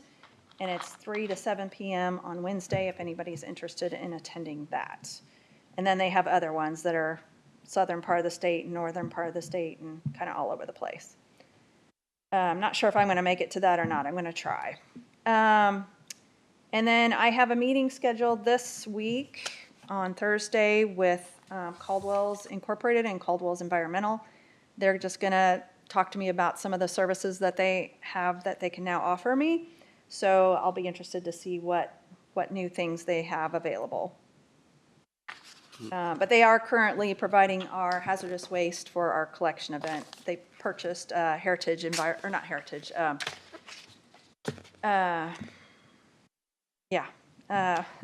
company that we had contracted for our hazardous waste, New Genesis, sorry. So they will be doing our fall event, and they did our spring event as well. I am also participating in the Circular Indiana Conference, which is coming up next Monday, September 8th, and that'll be downtown Indianapolis. And then I am also participating in the Indiana Association for Stormwater Management Conference, part of my stormwater duties with the Surveyor's Office, and that is September 11th and 12th, so that will be a busy week. And then on September 20th, Sugar Creek Fire Department is having their annual safety day. Normally, I do participate in that. However, I have a wedding out of town on that day, so I will not be able to participate in that.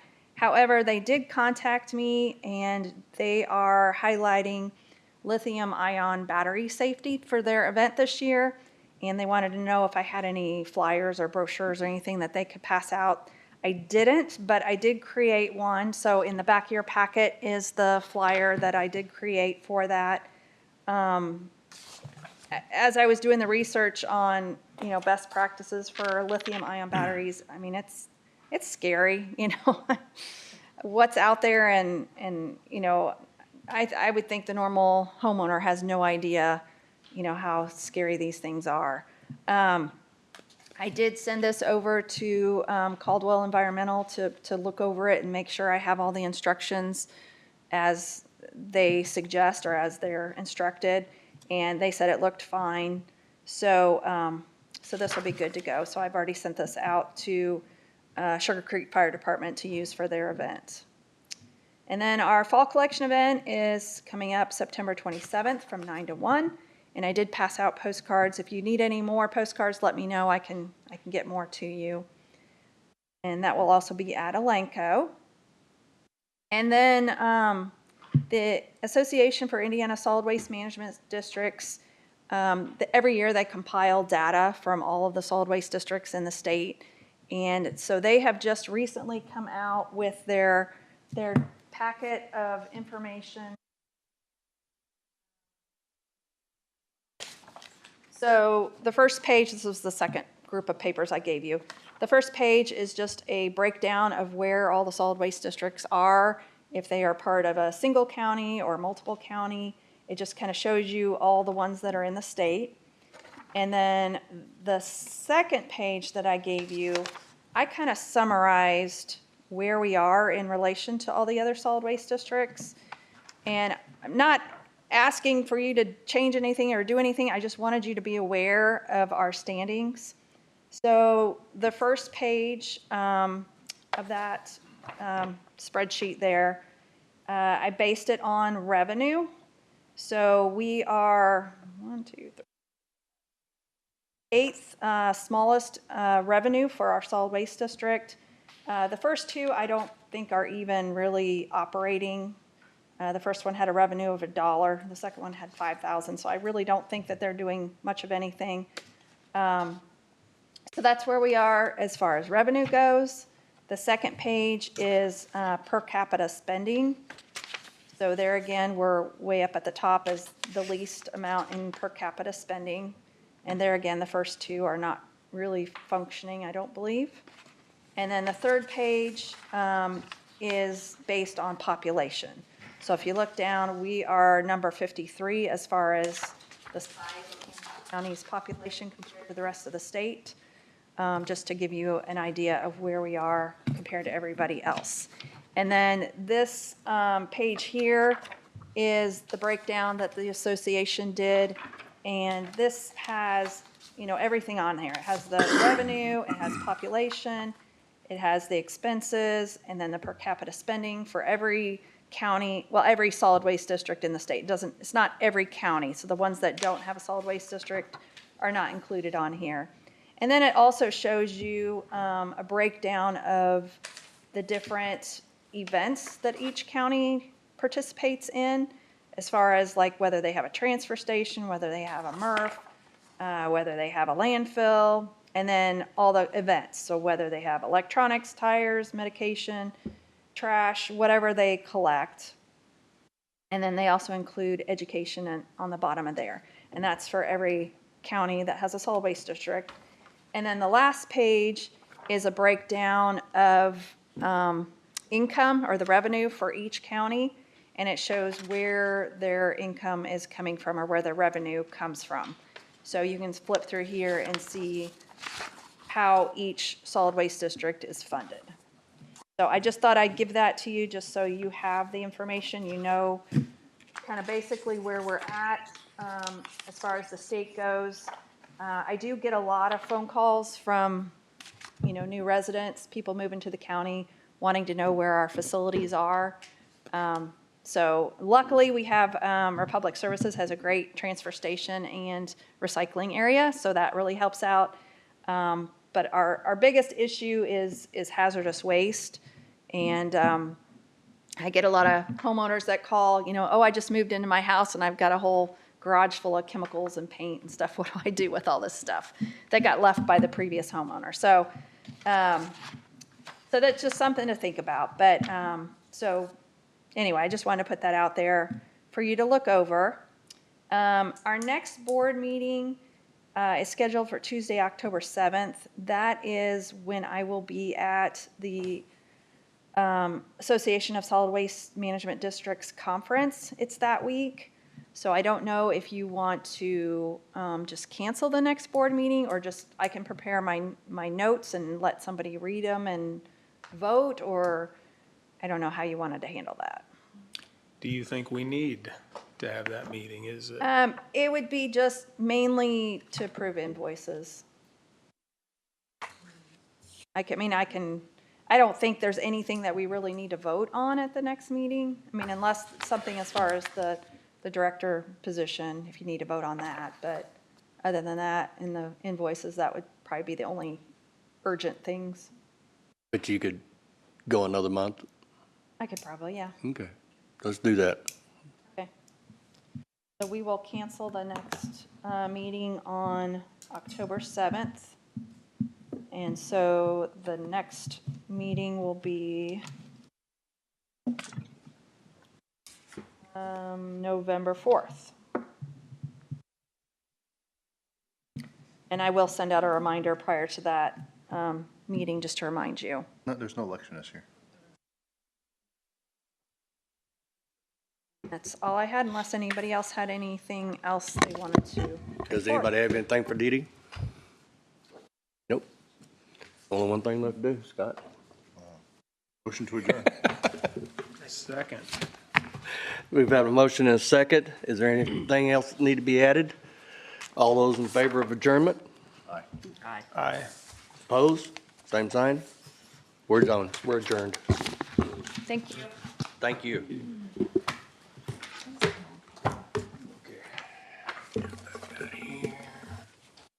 So we'll call back to order our commissioner meeting. Enjoy the rest.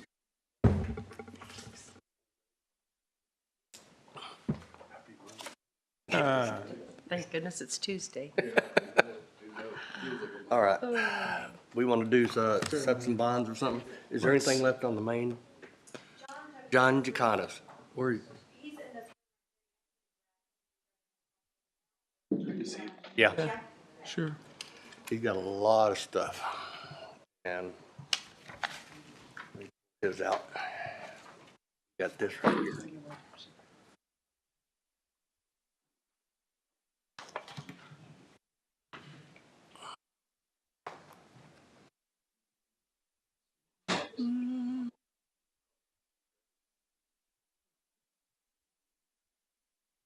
Boys, Good no- morning.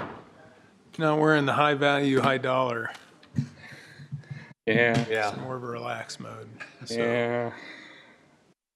Were you able to get the Lucas Yep. thing figured out? Yeah, Yeah. so the council will be loaning us the money to do that. Thank you for your help on that. And out of the general fund, and then once the bond is available, then we'll pay it back. That meeting the public hearing for that money will take place next Wednesday. So this is the precursor to getting this side of it taken care of.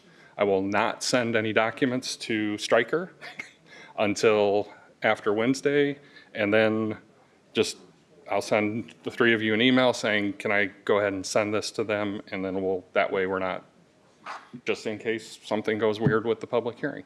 So according to your email, we though need to make a motion to purchase. Correct, yes, that's what I'm after today for this. And then, First one is the Lucas device, Lucas 3. Yeah, 13 Lucas devices Yes. at 282, 469 and 43 cents. It's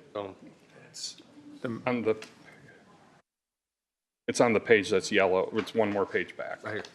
Yeah, okay. He's Yep. kind of left us a motion to Okay. follow if you wanted to. Make a motion to agree to purchase 13 Lucas devices, including a 7-year Pro Care maintenance cost for Stryker for a total cost of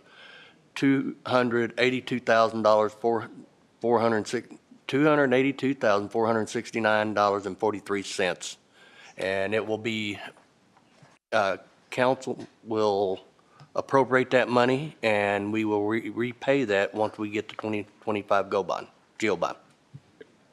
Second. It's been moved and seconded that we purchase the 13 Lucas devices, including the 7-year Pro Care maintenance costs from Stryker for a total cost $282,469.43. And once the county council votes to appropriate the funds during their public hearing on September 10th, the project will be funded by a loan from the general fund, and proceeds later from the 2025 GO bond will be used to reimburse the general. Is there any discussion on that? All those in favor say aye. Aye. Aye. Motion passes. Obviously, I think all of you are very aware how much I appreciate this, and we will be doing a media event for this one. We're working on a location based on when we're going to receive, and we'll get. You've got them all designated to where they'll be going. Absolutely, yeah, yeah. And my vehicle will hold the spare, because a lot of times I happen to be at the wrong place at the right time. So that's why Greg and I both carry AEDs. We both carry the medical stuff. So, but thank you for this. This has been a long time coming, so I appreciate it. And I know the fire departments truly appreciate it. And the next one's for the Yes, and alarm. Yep. the park. Purdue Extension. Purdue Extension, that's Yep. what it was.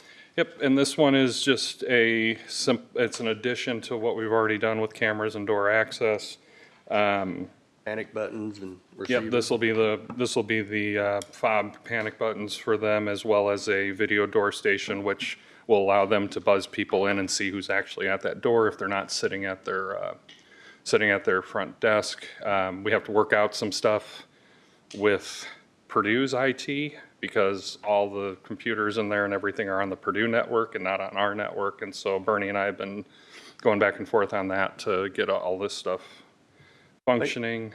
And I do have money in my CCD to pay for this, if that's where you'd prefer to take it. Sure. Yep.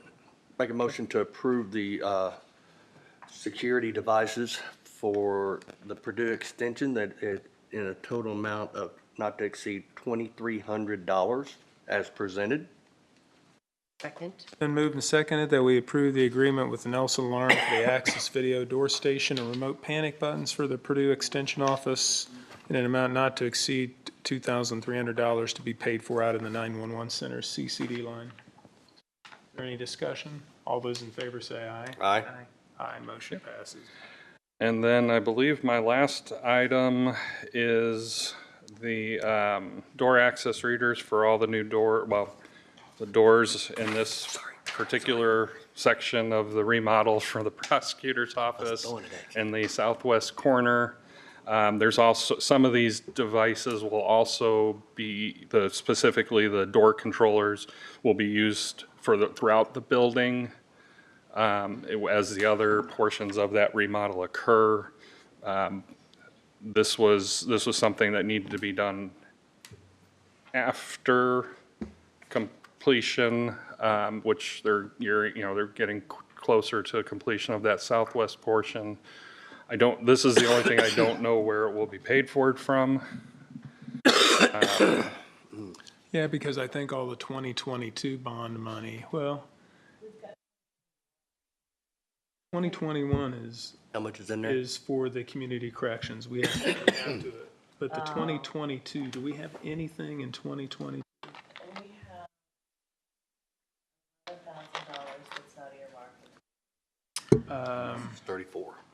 Did we have any left over in 23's bond? What about Corey's maintenance? We have, hold on, I was just.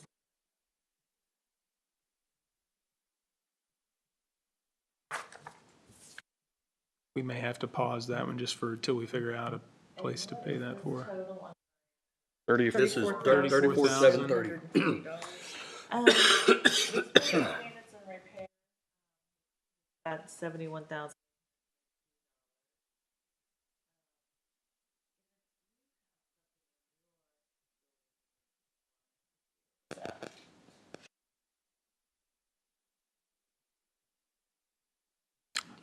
I don't either, because of the other things he's going to come back with us, so that's,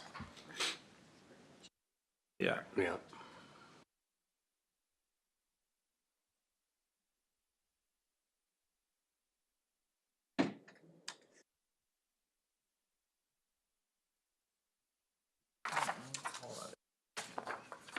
Right now, I would say give the commissioners some time to look. I think I may be able to, I don't know if we can use it out of mine. Your bond? Yeah, there's a minimal amount that's left unspoken for. Let me look, just let me look. It'd be great to get it closed out. What's that? It'd be great to get it closed out. Yeah, I know, trust me. Well, I'm still waiting on AT&T for the big portion of that to just send me we finally signed off on the approval of the system because we have everything they promised us now, but I still don't have a bill, so. This, it says it's valid until February 11th. I was wondering if it was still valid, the same pricing, Yeah. even though it says 2024. Okay. Yeah. I think that was just a typo on their part.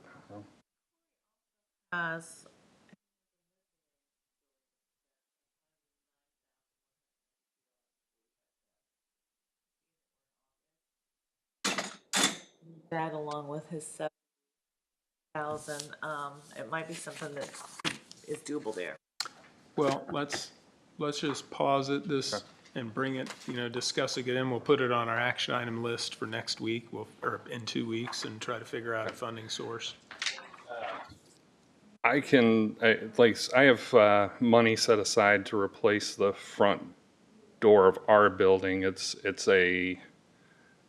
not an immediate need, but it's becoming an immediate need. It's rusting out, basically. And I had 30,000 because of the windows that we have to put in our building and whatnot.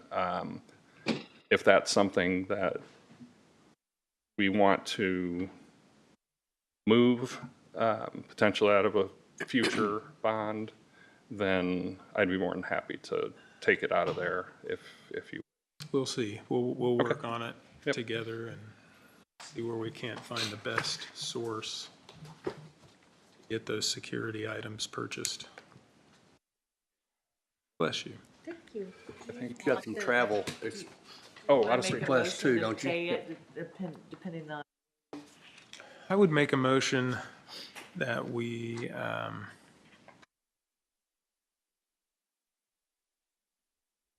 let's see, what am I looking for?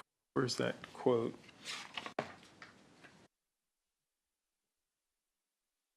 The one from Corey. The Nelson sales agreement. I'd make a motion that we would approve the quote for, with Nelson Alarm Systems for the prosecutor's office at 233 East Main Street for additional door controllers, power supplies, card readers, and wire in an amount not to exceed $34,730, contingent upon finding a funding source. Second. Out of our money.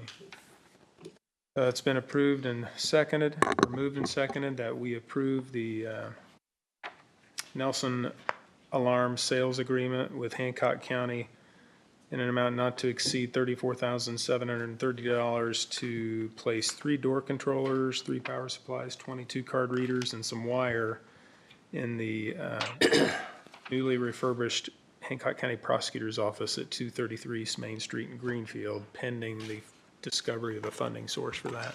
So you don't want me to push this order through just yet, is that accurate? No, I want you Okay. to just hold it for Okay. 2 weeks until we get a solid, this is where we're Understood. going. All those in favor say aye. Aye. Aye, motion passes. I think. Got your out-of-state. Oh, no, travel. state travel, yeah. I would make a motion that we approve the out-of-state travel for John Joe Cantus and Greg Shamblin to attend a conference in Bedford, Pennsylvania, 3 days, $795 each. Second. This is the leadership under fire course. Yep. It's a brand new course. The course itself is free. We just have to pay for travel. Okay. It actually takes place at where Flight 93 went down on 9/11. So it's a unique opportunity for us to do this. So. Been moved and seconded that we approve the permission to travel out of state for John Jaconis and Greg Shamblin to attend the Leadership Under Fire course as presented. Any discussion? All those in favor say aye. Aye. Aye, motion passes. Anything else? Thank you. Yeah, I appreciate it. Go back to this other meeting. Sign the back page too. Yeah, it's got to sign. Yeah. Yes. Yeah, they've separated each's. Okay, that was, you got the amplified disbursement. Kelly doesn't have anything today, so she won't. Yeah, she sent us a text. We got, make a motion to release the highway bond here. It's for Globe Asphalt Paving Company Incorporated. It's a maintenance bond. It is for $76,453.83 for asphalt base and binder and surface. Second. It's been moved and seconded that we release the maintenance bond for Globe Asphalt Paving Company Incorporated in the amount of $76,453.83. The bond number is Mary Nora Tom 7668985 for Zion Estates Asphalt Base Binder and Surface. Is there any discussion? All those in favor say aye. Aye. Aye, motion passes. And I would make a motion to accept a bond deposit, Lennar Homes of Indiana Incorporated. It is for Copperstone Section 1 for monuments, and it's going to be $7,687.50, and I'm not seeing a number on it. What's that? It is a release. Oh, okay, it says bond deposit, that's all. So, okay, a bond release. Second, it's been moved and seconded that we release the performance bond for Lennar Homes of Indiana Incorporated in the amount of $7,687.50 for Copperstone Section 1 monuments. Is there any discussion? All those in favor say aye. Aye. Aye, motion passes. The only thing I've got is this, a letter to, And what about the accepting? We've got an accepting on this Helms Mill.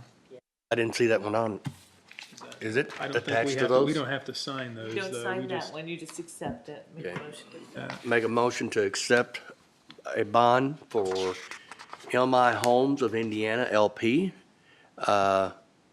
in the amount of $9,787.50 for Helms Mill Section 1 and monumentation. Second. It's been moved and seconded that we accept the performance bond for MI Homes of Indiana LP in the amount of $9,787.50 for Helms Mill Section 1 monumentation.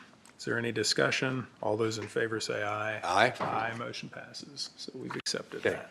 Now, a letter to Senate Committee on Commerce. So this letter is, I had a discussion with a lady this week from a program called Go Rail, and that letter would be mailed back to the federal government and is just of us being in support of rail to move freight over our state and our county, because they say it's much cheaper to move things by freight, a lot less wear and tear on the roads, obviously moving things by freight, and just to support the freight movement too, the fuel costs are much less to move things by rail freight than anything else.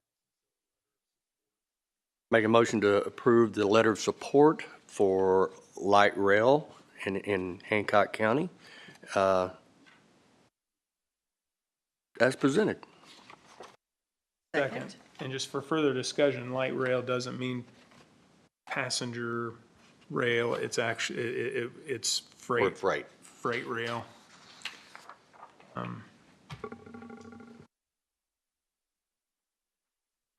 So is there any discussion on the signing of a letter of support for freight rail support in Hancock County to be submitted to the U.S. House Committee on Transportation and Infrastructure and the House Senate Committee on Commerce? Is there any discussion? All those in favor say aye. Aye. Aye, motion passes.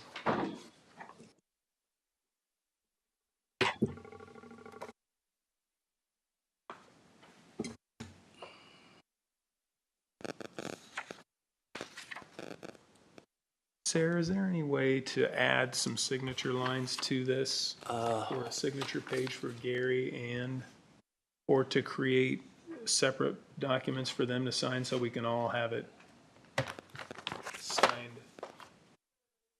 No, for the support of the freight railroad, the letter of support, because there's just mine, and one of the reasons I wanted it was to just, if you can create that back page for Gary and Janine so we can all.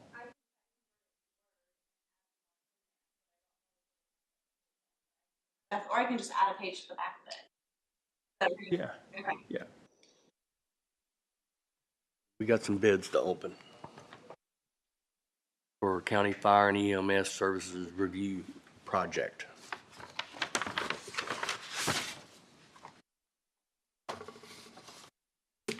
The first one is from C.L. Conrad and Company. And see if I can get an amount here.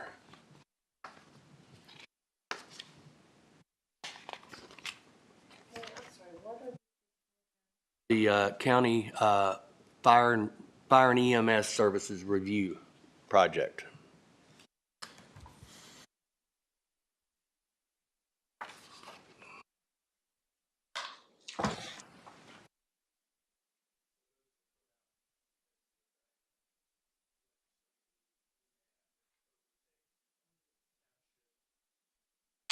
Potentially. We want a better understanding of what that looks like to us as a county. The total cost, depending on the number of meetings, it's billed at $7,500 per meeting, is $52,500. So it's. For the first one. That's for the first one. And the next one.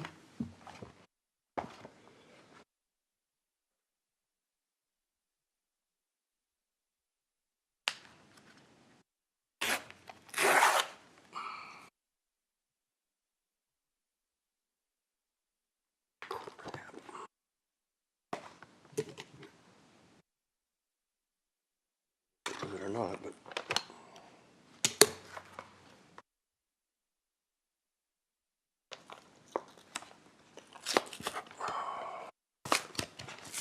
They make these things hard to get into. Tell you what.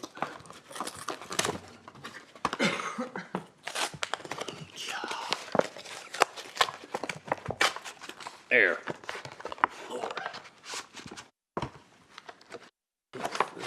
There. Oh, and another one.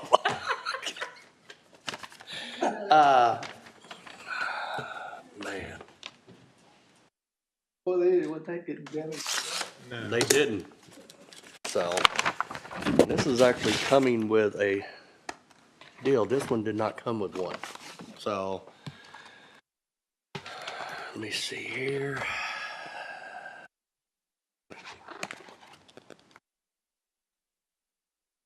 $24. It's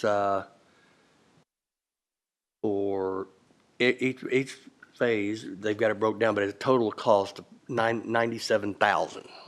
So. And who's the company? It's from Baker Tilly for the Hancock County Fire and EMS Services Review. So we would just make a motion to accept those in. And Make a motion to accept the bids that were just presented. Second. it's been moved and seconded that we accept in the bids from Baker Tilly and Coonrod. Coonrod, yes. County Fire and EMS Services Review. Any discussion? All those in favor say aye. Aye. Aye, motion passes.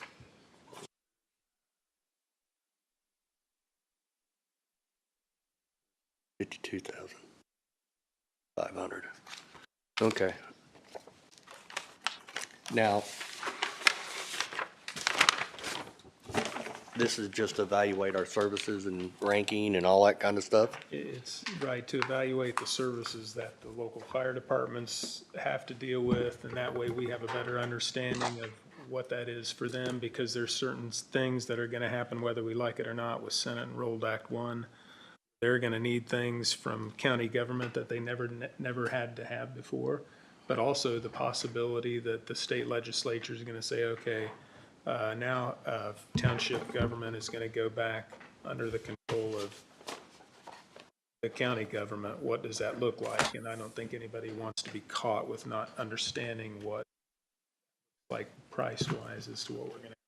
That's my question. Is there only one copy, just one copy in each of these? Yeah. Did you need to have access to this bill for your committees? We could, and if we could just get, I know the Baker Tilly had the thumb drive, if we could Yes. get some, yeah, We'll see if we can get that digitally, digital to Okay. you. Okay. I know that all of you, Right. but I know you're gonna be on a committee, so.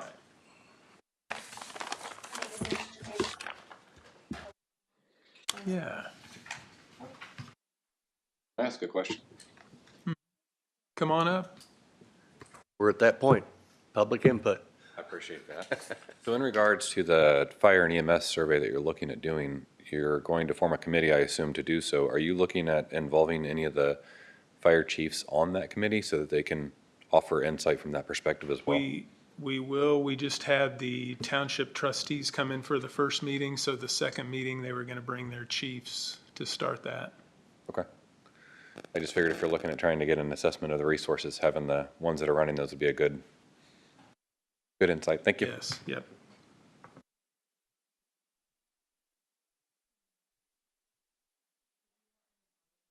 Yes, we do need auditor business. I We wouldn't really give you don't any want it, business but there. we'll go ahead and take In it. the last 2 meetings, I said I didn't have any I know other it. business. To Gary. Okay. So this is gonna be kind of simple, I don't know. So, Bill, we got your invoice for the 75,000 for the economic development, land use planning study. For the North Tiff on State Road 9. Yes, State Road 9 study. That's $75,000. I think possibly I need to add, Do we need to take that before the RDC first? I'm not sure if Gary has, but he has the money held. he does have it held. Has it So held. I'll just go ahead and put that on the RDC's next agenda with Okay. Cindy, and we'll take Okay. care of that. Can you send an email, though, that to the HEDC to let them know we've got their invoice, we're clear, we've got to go through these steps before. Yes, and that would be Randy, right? Uh-huh. Yeah, we'll go ahead and send that and let him know that we're gonna. And then we had an email. I think this is just basically, I just want to make sure we're clear. The $190,581.32 that we have for DNA and tech and integrators for the camera equipment at the Amplify building. I'm gonna include that on my disbursement number 12 with Huntington Bank to get that paid out of the bond, and I just wanna make sure that that's the direction you want us to take. Yeah. Okay? And that was it, nothing hard. Oh, I don't know, Jane, did you wanna talk about our tax sale? Oh. Tax sale? I emailed, Fine, I mean, Sarah, I emailed you guys, and I CC'd you guys too in these about the opioid proposal for the development of an application and then the grant writing afterwards. Is there something we can send to, and I think I tied Scott in on it too, to take a look at the structure of that, give that approval, but potentially for the board to give approval to the president to sign later, because this is going to be used for our opioid disbursement decision, the major, the transformative thing. So we can have an application that we didn't really have anything before. Another group had done it, so this is specific to the opioid. Take that, pick out who we would like to go through that process in 30 to 45 days, and then write the grant app. I know that we talked about, I don't remember seeing the email, but I'm sure I did. Do you? I just sent it today. Oh. Yeah. And and that should be able to be paid for out of the unrestricted Opioid funds, yes. So, do we need to put that on council business for tomorrow? Is this auditor business or? Yes, yes, so I can just, Keep everybody in the loop. Well, we'll make sure we have a copy of that tomorrow. so if we can get a motion, once that legal review is done of this contract,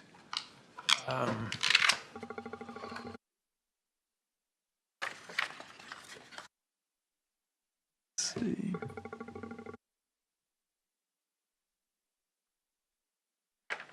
Well, I thought I sent it today. I saw You it. did. Did I? Yeah, you did.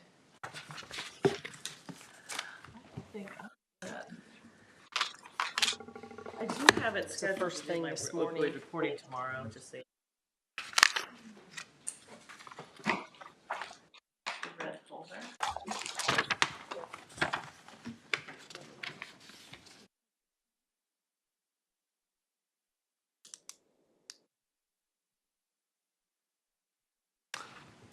Is this the one you want the motion? That email, I have pulled out. I have it pulled up, but it's on my phone. It's very small. Oh, here. I'm just trying to find it and I can't. I did, I've got it. What time did that There you go. come? It was at like 8 o'clock.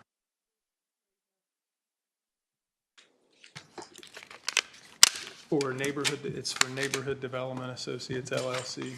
The amount of $75,000. No. No. I can't remember what the amount was to,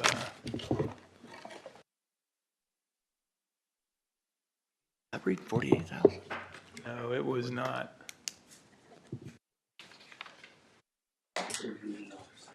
No, I think it was at 7:55.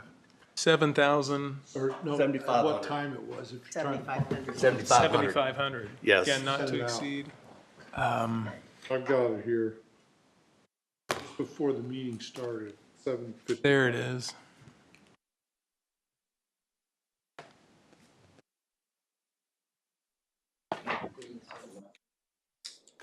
Yeah, Oh, to work with, sign these two, yeah. or to accept a professional agreement between us Okay. and Neighborhood Never Development seen it like it Associates for the opioid, not to exceed 7. I make a motion that we enter into an agreement dated August 29th, 2025, between Hancock County, Indiana, and Neighborhood Development Associates, LLC, to help us with our opioid expenditures. Price tag not to exceed $7,500. Second. It's been moved and seconded that we approve the request to enter into an agreement with Neighborhood Development Associates LLC for our opioid disbursement application, and then a grant writing for the state's opioid money disbursement request pending our county legal review, and not to exceed $7,500 to be paid for out of unrestricted opioid funds. Is there any discussion? All those in favor say aye. Aye. Aye, motion passes. Yes, and that was it. I was just, EDA, Scott, the I-3 EDA, what's our status on that? That gentleman has been, I've emailed him back. I asked him to provide me specifics as to. I don't have that information okay, because I wanted to be able to tell you. sure, okay. I'm a little sensitive about others. It seems like we're seeing everybody coming in when Yeah. their payments are due. Right. Trying to get some kind of relief. And I haven't heard anything back on that note. The letter I sent out requesting payment.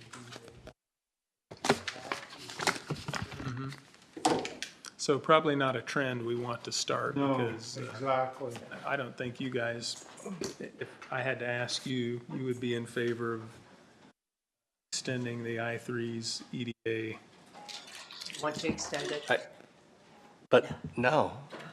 I mean, why would we want to extend it? I mean, Well, and like Scott just said, here he's asked them for reasons why, and they haven't been able to come up with these reasons. they signed the agreement. But it's just like everybody else has just recently too. Everybody's got their hand out, looking for, hey, can you sign my extension? Can you do this or that? And probably not going to go down that road. And we're still kind of in the process of considering taking that back to ag, is that correct? So if we can take, and that's just another, would you just delve into that too, taking that, the I-3 property potentially back to the ag zoning? I'm not sure how it can be done just yet. I Or if thought it can that be when there done was- by us, or they have to do it. When there was an They're EDA, required to do it. It was in the original agreement, wasn't it? but I think if we ever did another EDA agreement ever again, we'd write in that agreement that if this didn't happen within a certain time period, it would automatically revert back to whatever I think I they agree. had before. Yeah, I think, and that was one of the things, remember, they were trying to get extensions. Mm-hmm. I think we'll have to pin that down. Okay.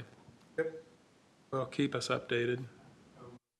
They end up having to file suit. I mean, we're all trying to get. Do you have any additional for us? I think so.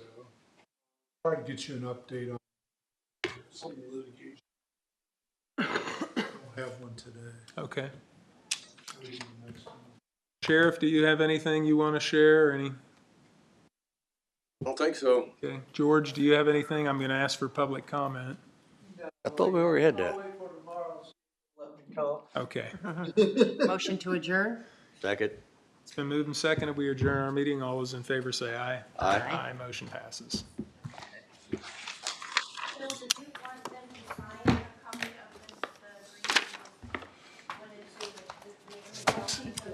No, not until Scott takes a look at it and says it's okay. Here it is. Oh, my gosh.